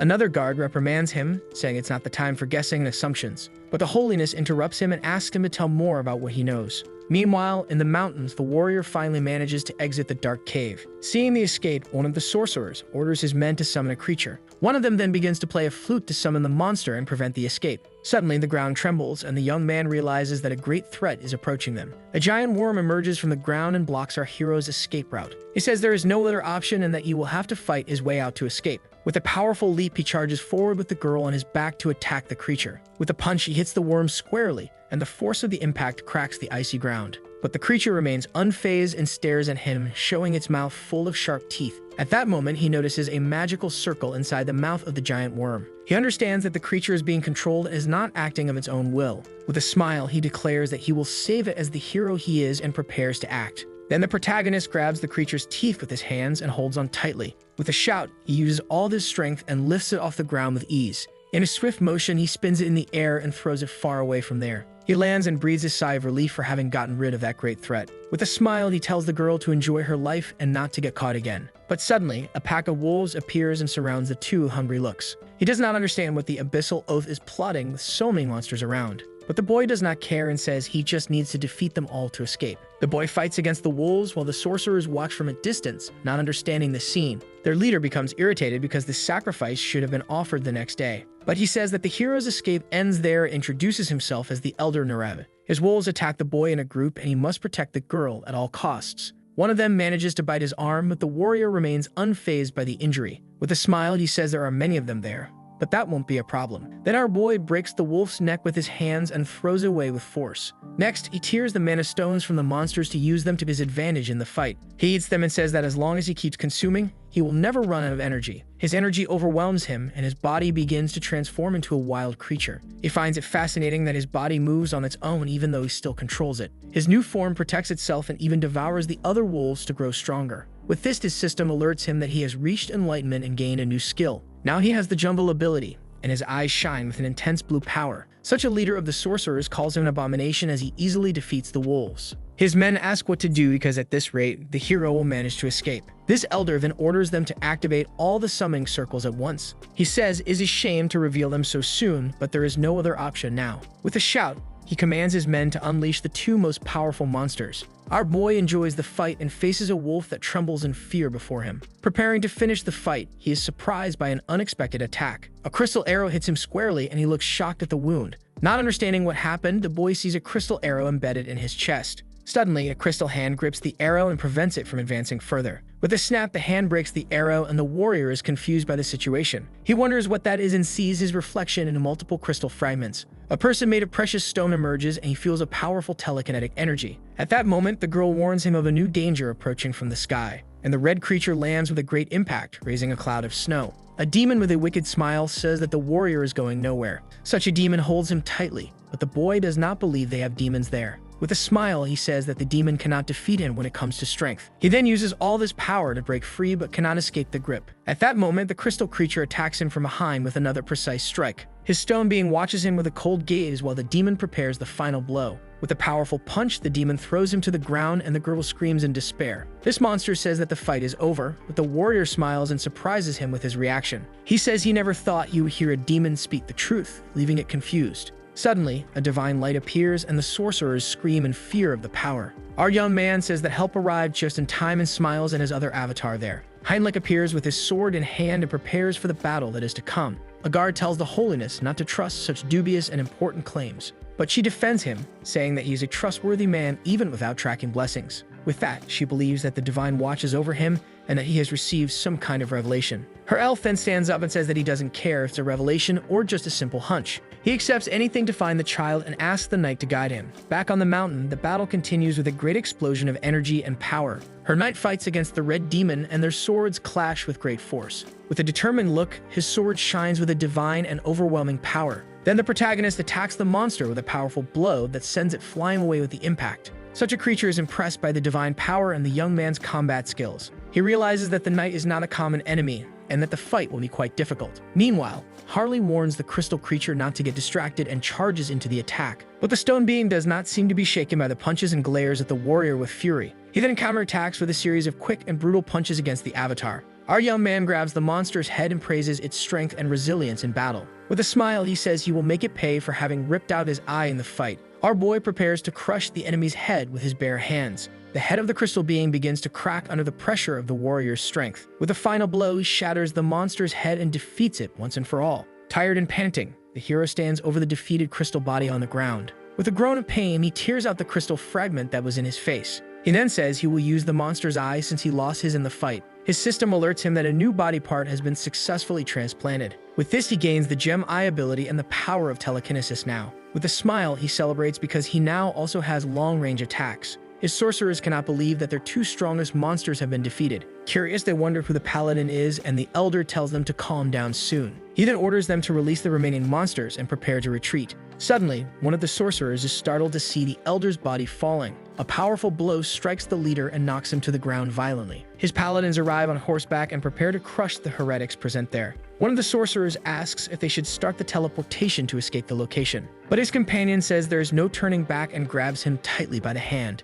He screams in pain as his life energy is drained for a dark ritual. Such an elder rises and says he will offer their souls to summon a greater demon. He then invokes the avatar of greed to answer his call for power. This sorcerer commands the creature to burn all its enemies to ashes. A giant demon emerges and prepares to destroy everything in its path with fury. But suddenly, a strong light surprises it, and it does not understand what is happening. The monster roars upon seeing the divine light that appears to confront it in battle. Such divine power hits the demon squarely and wounds it severely with the impact. At that moment, a new character appears and says he doesn't think this will happen. He says that the heretic will be the one who turns to ashes at the end of the fight. With that, the elder is enveloped by the sacred light and screams in pain from the power. A great explosion of light occurs, and Harley says it seems they are finished. He then calls the girl and tells her she can come out of her hiding place now. She says she was so scared that she couldn't breathe, and he laughs at the situation. Our warrior pats her head and says it's okay because she didn't get hurt. His mag observes the scene with a serious and somewhat thoughtful and distant look. Sir Tuscan thanks him because thanks to him they managed to arrive in time to help. He asks how the young man knew,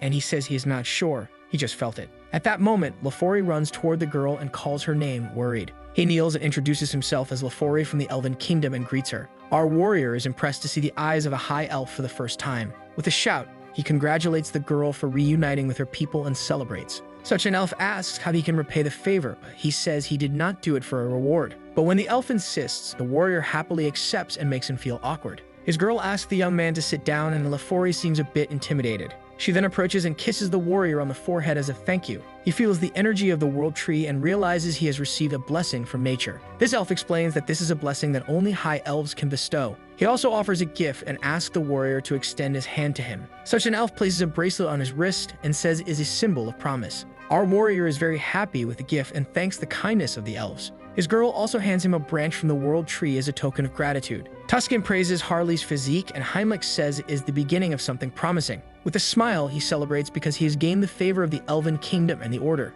Now, if Harley helps Hubert, he will become an unstoppable merchant in the realm. This elf thanks Tuscan and says it is now their turn to help the Order. His mag then makes a request for them to find the Immortal King there. Our young man understands that this was the reason they helped the High Elves. Their world tree allows the elves to use their power to sense anything. But the elf says that for this, he will need a little assistance now. To find the king, he needs to familiarize himself with his presence, and they lead him. The elf did not expect to return to the church so soon, but accompanies the group back. Such an elf is impressed by the number of sacred barriers along the way. They then follow a winding and secret route accompanied by a guard. Our knight thinks that not even Hans could pass through there quickly, and even if he could, all the paladins and priests would flood the place. They continue advancing through a dark corridor full of many mysteries. Our young man clenches his fists as they are about to reach their final objective. The final fragment of the Immortal King is revealed, and the elf prepares to track it. He then realizes that the High Elf will use his power to track Hans' whereabouts. As a consequence, all the elite forces will come after him, and the young man has a new idea. With a smile, he realizes that this could be the perfect opportunity to act.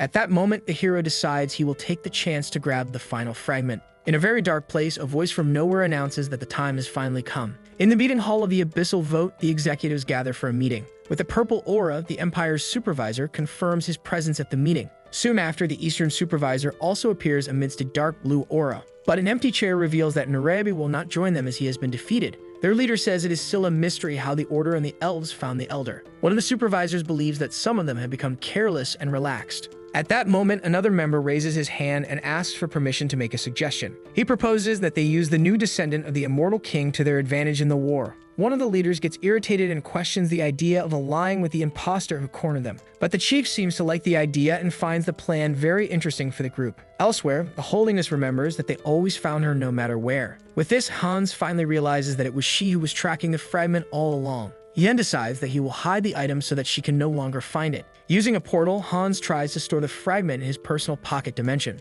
But the item falls to the ground and he realizes it cannot be stored in a common dimension. He remembers that he managed to bring the item to Earth and has a new idea. His new idea is to create a pocket dimension within his own skeletal body. With an intense glow, he begins the process to become one with the fragment. Such an item merges with his body and he celebrates the success of his risky plan. Now he can use the power of the fragment while keeping it completely hidden. With a smile, he says that this finally solves his biggest problem of all. Thoughtful and looking at the laboratory, Hans sees that he needs to take care of the loose ends. With a snap of his fingers, he decides that he will burn everything until nothing is left. His laboratory catches fire and he says this is the last of his preparations. Next, he decides that he will dismantle all of his protective barriers. With this, his scent will spread throughout the kingdom, and everyone will be able to find him. He challenges the Divine Order and says he will take the final fragment of the Immortal King. At that moment, a green light shines brightly in a forest far from there. Its light concentrates on a tree, and the elf seems to have found what he was looking for. The young man warns that the king is in the monster forest in the western region of the kingdom. With the news, the captain orders all paladins to mobilize immediately. Suddenly, a new paladin arrives and complains about not being called for the mission. He introduces himself as Foray and says he will accompany the expedition to hunt the king. The captain celebrates because of Cardinal Foray on the team, they have nothing to fear in battle. Her Holiness also wants to go, but the Archbishop prevents her from participating in the mission. He forbids her from going because she is the pillar of the order and her place is in the great church. With a sad look, the saint understands that she needs to stay to protect the sacred place. The Archbishop then calls the knight and gives him a very important new order. He tells him to stay behind and protect the church and her holiness with his own life. In a whisper, he entrusts the safety of her holiness to the young man and departs for the forest. Our knight watches the group of paladins setting off to hunt the immortal king. With a smile, he says they need not worry because he will keep her safe. A nightmare stirs once again across the land as the church prepares to fight. This archbishop gives a speech saying that the divine watches over them and protects them from evil. All the paladins shout in the name of peace and harmony and head into the forest. Her holiness seems worried and the knight comforts her, telling her not to worry. She asks if he had a divine revelation to be so sure of their return. With a smile, he says it was not a revelation and that it is just a hunch. Meanwhile, a hooded figure arrives in the church courtyard unnoticed. He feels his dark magic buzzing with tension and prepares for the great invasion. He can sense each of the sacred seals covering the walls of the place. The villain knows that even if he gets past there will be more barriers inside the church. With this, he decides to create a great distraction to buy time and be able to act, creating several energy spheres which are named the Midnight Firework Flames. One of the guards sees the spheres in the sky and is shocked, not understanding what's happening. Another guard points down and shows the true threat approaching them. A horde of undead attacks the church and the guards order mobilization. Meanwhile, in the forest, the search group finds the situation a bit strange. They say they checked every corner of the place where they felt the presence of the king, but they find absolutely nothing and are confused by the outcome of the search. The elf does not understand because the world tree would know if the king had left from there. Suddenly, the archbishop has a revelation and realizes what is happening there. He understands that they knew the group was coming and that it was all a trap. His church is in flames and the archbishop realizes they have been completely deceived. Our skeleton finally arrives at his destination and prepares for the final moment. He stares at the final fragment and gets ready to take it once and for all. With the energy of his body, he prepares to absorb the item and strengthen himself. Then the protagonist shouts for the immortal king to rise and the power consumes him entirely. With a bell ringing, a guard shouts desperately for everyone to move. He warns everyone that they are being attacked by undead. Seeing the commotion, a knight observes the guards and tells them to have fun. With a smile, he says his mission is to protect the garden, so he will wait there. His plan was to wait for the right moment to enter without anyone seeing. Meanwhile, the knights run and shout for no one to slow down. Our young man notices that there are more orders than expected, and some are unknown. But he thinks everything is fine because they do not know that Hans has already entered the sanctuary. Suddenly, a shining figure appears and says that the undead are a distraction. With this, the woman reveals that the descendant of the immortal king has already invaded the depths. This girl that played Dr. Mask warns everyone to go to the sealing chamber. Our knight is stunned, unable to believe that the Inquisitor discovered everything so quickly. He then decides that he needs to enter before the situation spirals out of control. Inside the sealing chamber, the place begins to shake and crumble. One of the leaders wonders how an intruder got there without being noticed by anyone. With that, one of the knights asks if the invader teleported to the location. Her Holiness trembles and blames herself for not being vigilant enough to foresee this. She cries, wondering what they will do if the immortal king fully resurrects. At that moment, someone arrives and apologizes for the delay in their appearance. Our knight introduces himself and says he will take the lead from now on. Her Holiness is very happy and asks him to lend them his assistance. Far away, the skeleton complains about losing a bunch of undead in the battle. He says the guards were stronger than he had imagined they would be. With that, the skeleton looks at Malcolm and says he was supposed to be an elite boss. Our protagonist then absorbs Malcolm's soul to regain his strength. Finally arriving at his destination, he says the relic is in his hands. With a smile, he prepares to take the final fragment of the Immortal King. His relic shines intensely as he readies himself for the final moment. A purple energy explodes from the relic and consumes the entire body of the skeleton. But he feels that something is wrong as he hasn't become stronger with the item. Then the young man wonders if the fragments need time to merge. Suddenly, the clone senses someone's presence and turns to the entrance of the room. He sees the group of knights arriving and says it seems they have company. With a smile, he prepares an energy sphere to attack the knights. The skeleton launches his attack and the knights are caught off guard by the magic. They are thrown back by the force of the impact and fall to the ground, injured. One of the priestesses says she will heal them and prepares to use her magic. But a dark energy prevents the healing from working and the knight panics. Our young man prepares to fight alongside Her Holiness to protect everyone. However, someone grabs his arm and stops him from advancing against the enemy. Her Holiness says they need to assess the king's strength before attacking. This knight agrees, but in his mind he thinks his plan was to pretend to fight. The skeleton says the fragment is his and the knights advance to fight. He thinks about finishing them all off but gives up because he cannot take innocent lives. Suddenly, several swords of light are launched at him at high speed. The swords hit him, and he realizes whose powerful spells those are. Our boy says they are Her Holiness's enchantments and that they are fast and powerful. With that, he concludes it would have been bad if he hadn't improved his regeneration. His decision is to neutralize their leader first to avoid more casualties. But the priestess and Her Holiness manage to stop his attack in time. Our skeleton is surprised as they block his attacks without any fear. Confused, he wonders if one of them discovered his plan and told the others. The skeleton tries to read their minds, but Her Holiness shines and prevents him. She says he hasn't absorbed the fragment and that this is their chance to win. This group charges forward and attacks the skeleton with all their might. They are overwhelming him with attacks to prevent his regeneration. One of the knights is hit by an attack and falls to the ground, gravely injured. That leader of the group advances and tells the skeleton to see if he can block this. The skeleton scoffs and says he thought he would provoke him with a pathetic blow. With a gleam in his eyes, he uses a binding magic to trap the man. This leader is shocked to be ensnared by the magic and cannot move. In doubt, he wonders how the enemy knows every one of their movements even without reading minds. Our knight apologizes and says if he can hear, then the enemy can too. His leader realizes the mistake and panics at the situation they are in. Our skeleton says it's too late, and his body begins to pulse intensely. Finally, the fragments of the Immortal King inside him merge completely. An explosion of power occurs, and the skeleton floats in the air with a smile.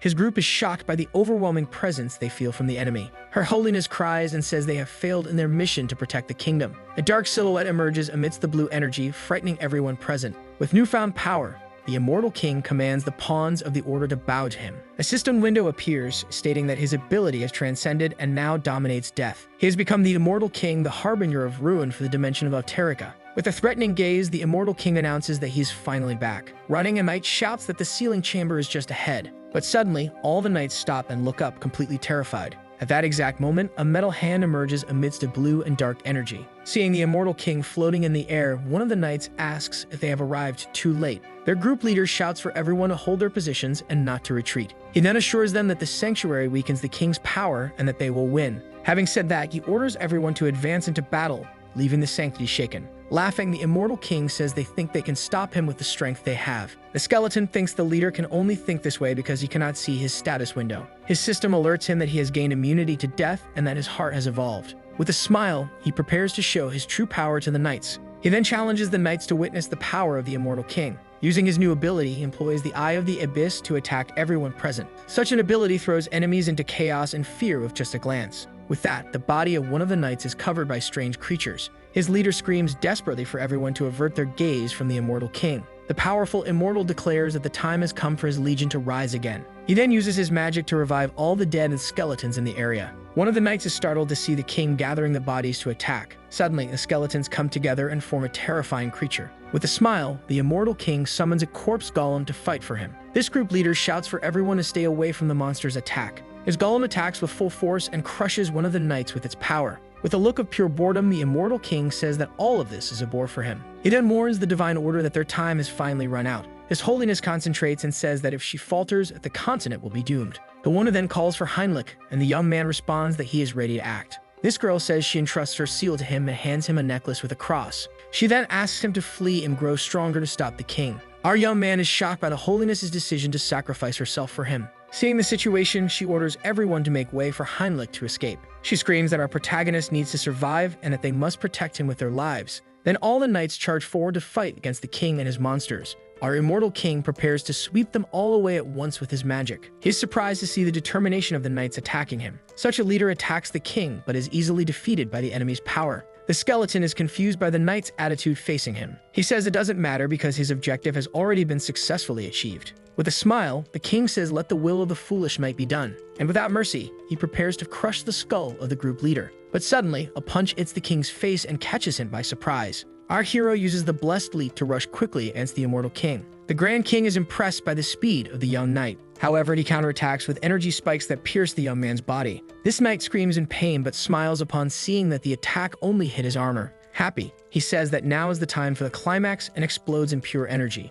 His holiness screams desperately and asks why he didn't flee from the battle. In response, he says he didn't join the order to be a coward who runs away. With that, he says he cannot abandon his companions who fight for him. Our young man knows that if he turns his back on them, he will never be able to protect the world. He then asks if the king still thinks his blade is dull and prepares to fight. This knight says he will take him down even if his sword turns to dust. Suddenly, a system window appears and says he has achieved enlightenment. With a smile, the protagonist says he now has a third blessing and that this is perfect. His knight charges forward and attacks the immortal king with his radiant sword. His strike hits the enemy squarely and leaves them surprised by the power of the attack. Our young man comments that this was a striking line and that the delivery was perfect. His holiness and the others look shocked at the outcome of the battle. This immortal king asks the name of the pawn of the order who dares to challenge him. With a shout, the knight proclaims that his name is Heinrich Landguard with pride. His immunity to the king's death is activated and he says he will remember his name. That king launches a powerful attack and the knight is thrown far away by the impact. Realizing that the skeleton has fled, the young man curses his own luck in the battle. He then falls to the ground, wounded and exhausted after the intense fight against the king.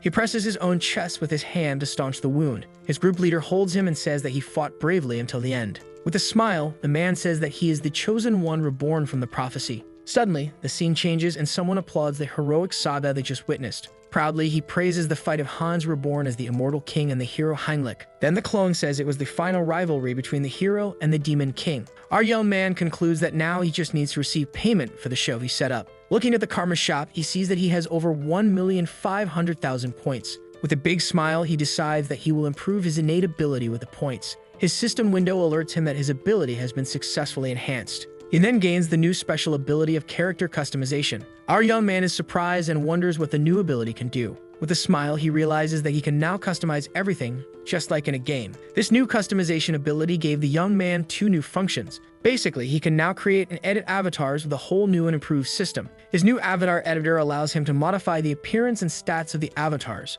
Meanwhile, the enhanced creation lets him define the appearance and stats on the spot. But the most important change was in the selection criteria. With a smile, he sees that he can now select the gender of his avatars. Our young man swears he is not doing this for any weird reason. It's just out of curiosity. But when he tries to select the female option, he realizes he can't. A new window appears and warns him that he needs a means to create an avatar. The protagonist then thinks that the branch of the world tree he has might work. Thinking of this, he takes the plant and says it's a low price to create an elf. With new ideas, the young man prepares to use the branch and create his first female character. His system detects the branch of the world tree and begins the creation process. And a green light appears, indicating that the avatar's race is elf and his body changes. Turning into an elf, he decides to customize everything since it's so easy to do. With a smile, he decides to give a beautiful face to the new character. Additionally, he also decides to give long and slender limbs to the elf. Our boy then remembers that elves and elementalists always go hand in hand. Therefore, he decides to allocate all the stat distribution in affinity with nature.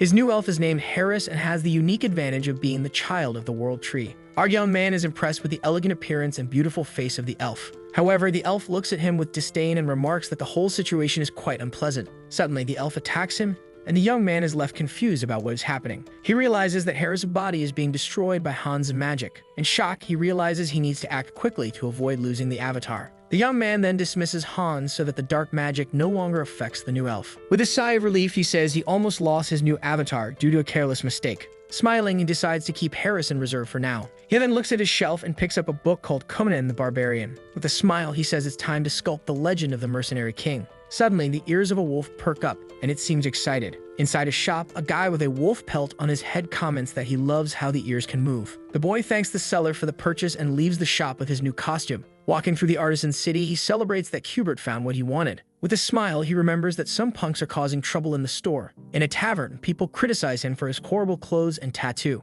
One of the men says he is embarrassing the South and spits on the ground in disdain. Our guy stands up and stares at the man who insulted him with a serious look. Angry, the protagonist then shouts for the man to point out the bastard who mocks the South. But the stranger says he is the fool who is embarrassing everyone there. Using a club, the man tries to hit him to see if he can knock some sense into his head. However, he breaks the weapon with his arm, and the young man is shocked by his strength. His attacker is left speechless upon seeing that he broke his weapon with his arm. He then realizes that those men must be true warriors of the South. Everyone in the tavern glares at him with anger, and he realizes he needs a plan. With a smile, he thinks that becoming friends with them would be the perfect solution. Our boy imagines himself as the great hero of the South, surrounded by his companions. Such a man tells him to wear decent clothes and save the costume for festivals. But he asks if that isn't something people wear nowadays. This man gets irritated and says he is tired of his nonsense and glares at him. With a shout, he challenges him to a traditional duel of the South to settle the matter. Without thinking, the clone accepts the duel but says he has a condition for the fight to happen. Smiling, he says he wants all three to come at him at once. The group gets angry and asks if he is insulting their honor as warriors. But the boy says he thought better of it and that only two of them should fight him. With a smile, he explains that he needs one of them standing to take care of the others. His two men prepare to fight, and he charges at them with everything he has. In the blink of an eye, he defeats the two men and throws them away. His last man is shocked and says he must be joking. He then points out that the young man cannot be from the South because he doesn't have the warrior's mark. With a sigh, he thinks about how he will get out of that complicated situation. The protagonist says he is a warrior of the South, but has a reason for not having the mark. Staying in the opening, he starts to invent a story from 20 years ago to deceive the guys. And he says that his tribe held a duel to choose the next chief of the tribe. His father, the most powerful warrior of the tribe, fought bravely in the duel. With a powerful punch, his father won the fight and became the new chief. Such an old chief congratulates him and says he will grant him a wish as his tradition. This new chief says he has already decided his wish since the beginning of the competition. He then refuses to marry the old chief's daughter, shocking everyone. His wife gets angry and demands that he explain the reason for such an outrageous wish. With a sad look, he says he has a good reason for not marrying her. The young man reveals that they are blood siblings and cannot marry. This woman asks her father to stop him from saying more absurdities in front of everyone. But the old chief says he is very sorry, but he is speaking the truth. With a sad look, he reveals that she is not his biological daughter. Such an old chief gets angry and orders the guards to kill the shameless liar. His father tells his beloved to run and that he will buy time for her to escape. His mother was pregnant at the time and could not fight alongside his father. To protect them, his father faced the warriors of the tribe alone and died. His mother escaped and hid in a remote cave where she raised him alone. He then recounts that she also fell ill and passed away not long ago. With a sad look, he says that is why he does not have the warrior's mark. Completely moved, the guys cry at the story and say it is heartbreaking. They hug him and ask for forgiveness for the misunderstanding that happened between them. One of them cries and says he never imagined the young man had such a tragic past. Smiling inside, he thinks that the performance was fantastic and worked out perfectly. With a toast, they celebrate the new friendship and become battle brothers. One of the men asks what brought him to this city, and he says he has a story. The clone begins to tell that after his mother died, he had nothing left. Lost in the rain, he had no idea where to go or what to do with his life. But suddenly, a mysterious person approached him with an umbrella. The man introduced himself as Hubert, a young merchant who became his best friend. He says that the merchant was his savior and helped him start over from scratch. But some thugs harassed him and traveled there to help his friend. With that, the warriors rise and say that their brother's enemy is everyone's. The young man pretends to be moved by the help and thanks them with tears in his eyes. With a big group hug, they seal their new friendship and promise to help him. But he reveals that he will use the warriors to deal with the thugs for him. Then he will import pepper from the earth, where it is a rare and valuable spice. At the same time, he will export magical tools to profit from the trade. With the money, he will reinvest and expand his business to earn even more. Back at the tavern, the leader says they will go to his friend's shop now. With a smile, the young man says that now is the time for his new elf to enter the scene. Elsewhere, Harris arrives at the Great Church of Roselia for his new mission. Two guards stop him at the entrance, and he asks if this is the place he is looking for.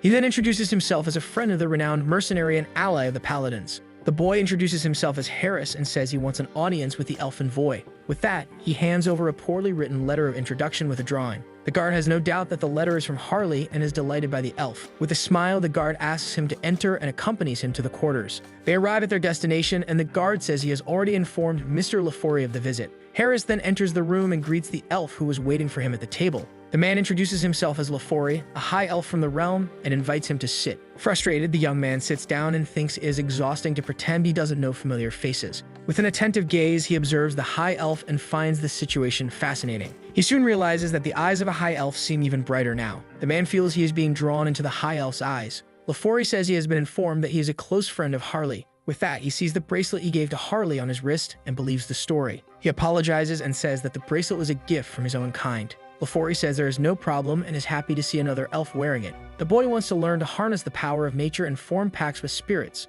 LaForey looks at him and senses the immense potential he has within him. With a green aura, the high elf confirms that there is no doubt about his power. Then the chief stands up and invites him to step outside the room. Outside, the night is beautiful with a starry sky and a full moon. But the elf says that unfortunately, he cannot teach him because he is about to leave. Instead, he invites him to go with them to the realm of the elves. With a smile, the young man is shocked and excited by the unexpected invitation. He thinks of the Elf Kingdom, the heart of elven civilization, and its academy. Curious, he asks if he can enter since the kingdom is open only to the worthy. LaForey approaches and says that normally only the descendants of the elite enter. But there is an exception for those with the potential to become a high elf. The man wants to know if Harris felt the power when he looked into his eyes. Suddenly, the young man feels that sensation of being pulled in again. With an intense glow, he is drawn into a strange and unknown dimension. He finds himself in a beautiful place and wonders where he is and what is happening. Upon analyzing the place, he realizes that the air there is pure and fresh, unlike the realm of the mind. Suddenly, he feels a presence and turns to see what it is.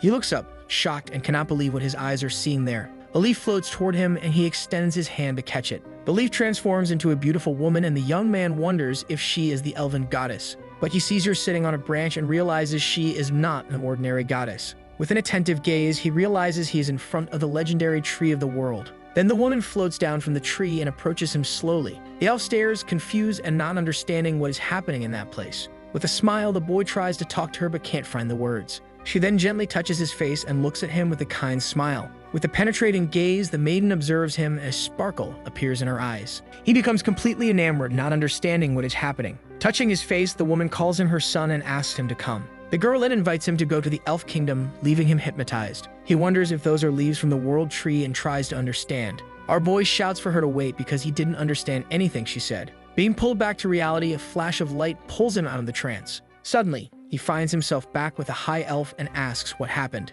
With a smile, the man says that he connected with the world tree. With his hand on his chest, the boy says he saw an elf and asks if it was the world tree. LaForey explains that the tree took on the most familiar form for them to communicate. Thus, he believes that the world tree is interested in Harris and his power. Our boy starts to sweat cold and becomes nervous with the high elf's revelation. Then the protagonist realizes that he is now being watched by the divine and the world tree. Meanwhile, in Hubert's shop, a group of bandits threatens him to leave. Their leader says he ordered him to close the place and leave the city last week. With a smile, Hubert apologizes for his manners and raises his cup of tea. He says that a splendid tea has arrived and offers a cup to the bandits. But the leader gets angry and slaps the cup, knocking everything to the floor. The boy threatens him to close the shop or die right there. Hubert then asks if he is not a fan of tea and shows a hidden knife. Smiling, the protagonist comments that his friends seem to have really enjoyed the tea. Before the bandit can react, he is hit by a powerful punch. His group leader is thrown away and crashes hard against the shop wall. The other bandits are shocked and wonder who those guys are. At that moment, Harley and his new friends advance and take out all the bandits in the shop. Their bandits are beaten and scream for help as they are thrown outside. Later that night, the shop is safe and everyone celebrates the victory. Hubert thanks everyone and says that the food is on him that night. One of the warriors says he was impressed with the fight and that he needs a mark. Taking off his shirt, he shows the mark of an honored warrior on his chest. With a smile, he says there is a shaman from the south in Tarak who knows how to make them. Our boy gets excited and calls the warrior to go to the shaman immediately. Thus, he picks him up and runs out of the shop for their new mission. This warrior shouts that he hasn't finished drinking yet, but he doesn't stop running. Meanwhile, in the shaman's shop, the bandits are destroying everything and threatening her. Their leader asks if the woman has aged and says he ordered the protection fee to be ready. The old lady says she doesn't have that kind of money and can't pay. Angrily, the man grabs her and says she doesn't seem to understand the situation. The big guy says he has had a terrible day and that she must find the money. Throwing a punch, he knocks her to the ground and threatens her to get what he wants. But suddenly, something catches his attention at the door, startled by a noise. His bandit screams in fear upon seeing a muscular figure standing in front of him. Smiling, Harley appears and prepares to take out the bandits. In the blink of an eye, he defeats the leader and throws him away with a punch. With the unconscious warrior in his arms, he greets the lady and asks for a mark. The old woman asks what he will do with the bandits, and he says they will leave. The poor lady is surprised by the situation but invites him to come in. She then asks if he is there to get a warrior's mark. This shaman warns him that the marks give power but also drain his vitality. With an attentive look, she says he might be able to handle the warlord's mark. Our boy gets excited and shouts for her to give him the most powerful mark of all. But she says she can't because she doesn't know how to make it, and no one has succeeded for centuries. The protagonist then asks for the mark of the powerful warrior that his friend told him about before. But the shaman says she cannot do it either because she lacks the necessary materials. With that, she explains that a mark must be earned through a warrior's feat. The old woman then thinks of a task for the mark of the powerful warrior he desires. This shaman says he will have to kill an ogre that rules the northern mountains. Her warrior is startled and asks if she knows how dangerous ogres are. Our boy says that an ogre's head is the size of him and that no one can do that. With a smile, the young man pulls a giant ogre skull from his inventory. His shaman and the warrior are shocked and ask if he defeated it alone. Laughing, he says that an ogre is nothing to him and hugs the old lady. This shaman is left speechless and asks him to return in a few days for the mark. The old woman says she hasn't been feeling well and needs energy to carve the mark. Smiling, the muscular man comments that recharging people is his specialty. Leaving the shop, the shaman hopes he won't cause any more trouble. Suddenly, the bandits are attacked again by a mysterious figure. Out of nowhere, the leader of the group is hit by a punch and thrown to the ground with force. The man complains that they keep running into each other that day and stretches. This bandit asks who he is and why he is doing this to them. Our boy is horrified to discover that the old woman was a shaman from the south and not a healer. With an apology, he pleads for the young man not to hurt him anymore. But the big guy holds him tightly and says it's better for him to keep his word. Our warrior asks what he will do next, and he looks at the bandits. With a smile, he says he knew he would find something good in a den of bandits. Harley tells his friend to grab the boxes because they will have a barbecue today. So the video ends here. If you don't want to miss the next part, activate the notification bell, and see you next time on Tob's channel.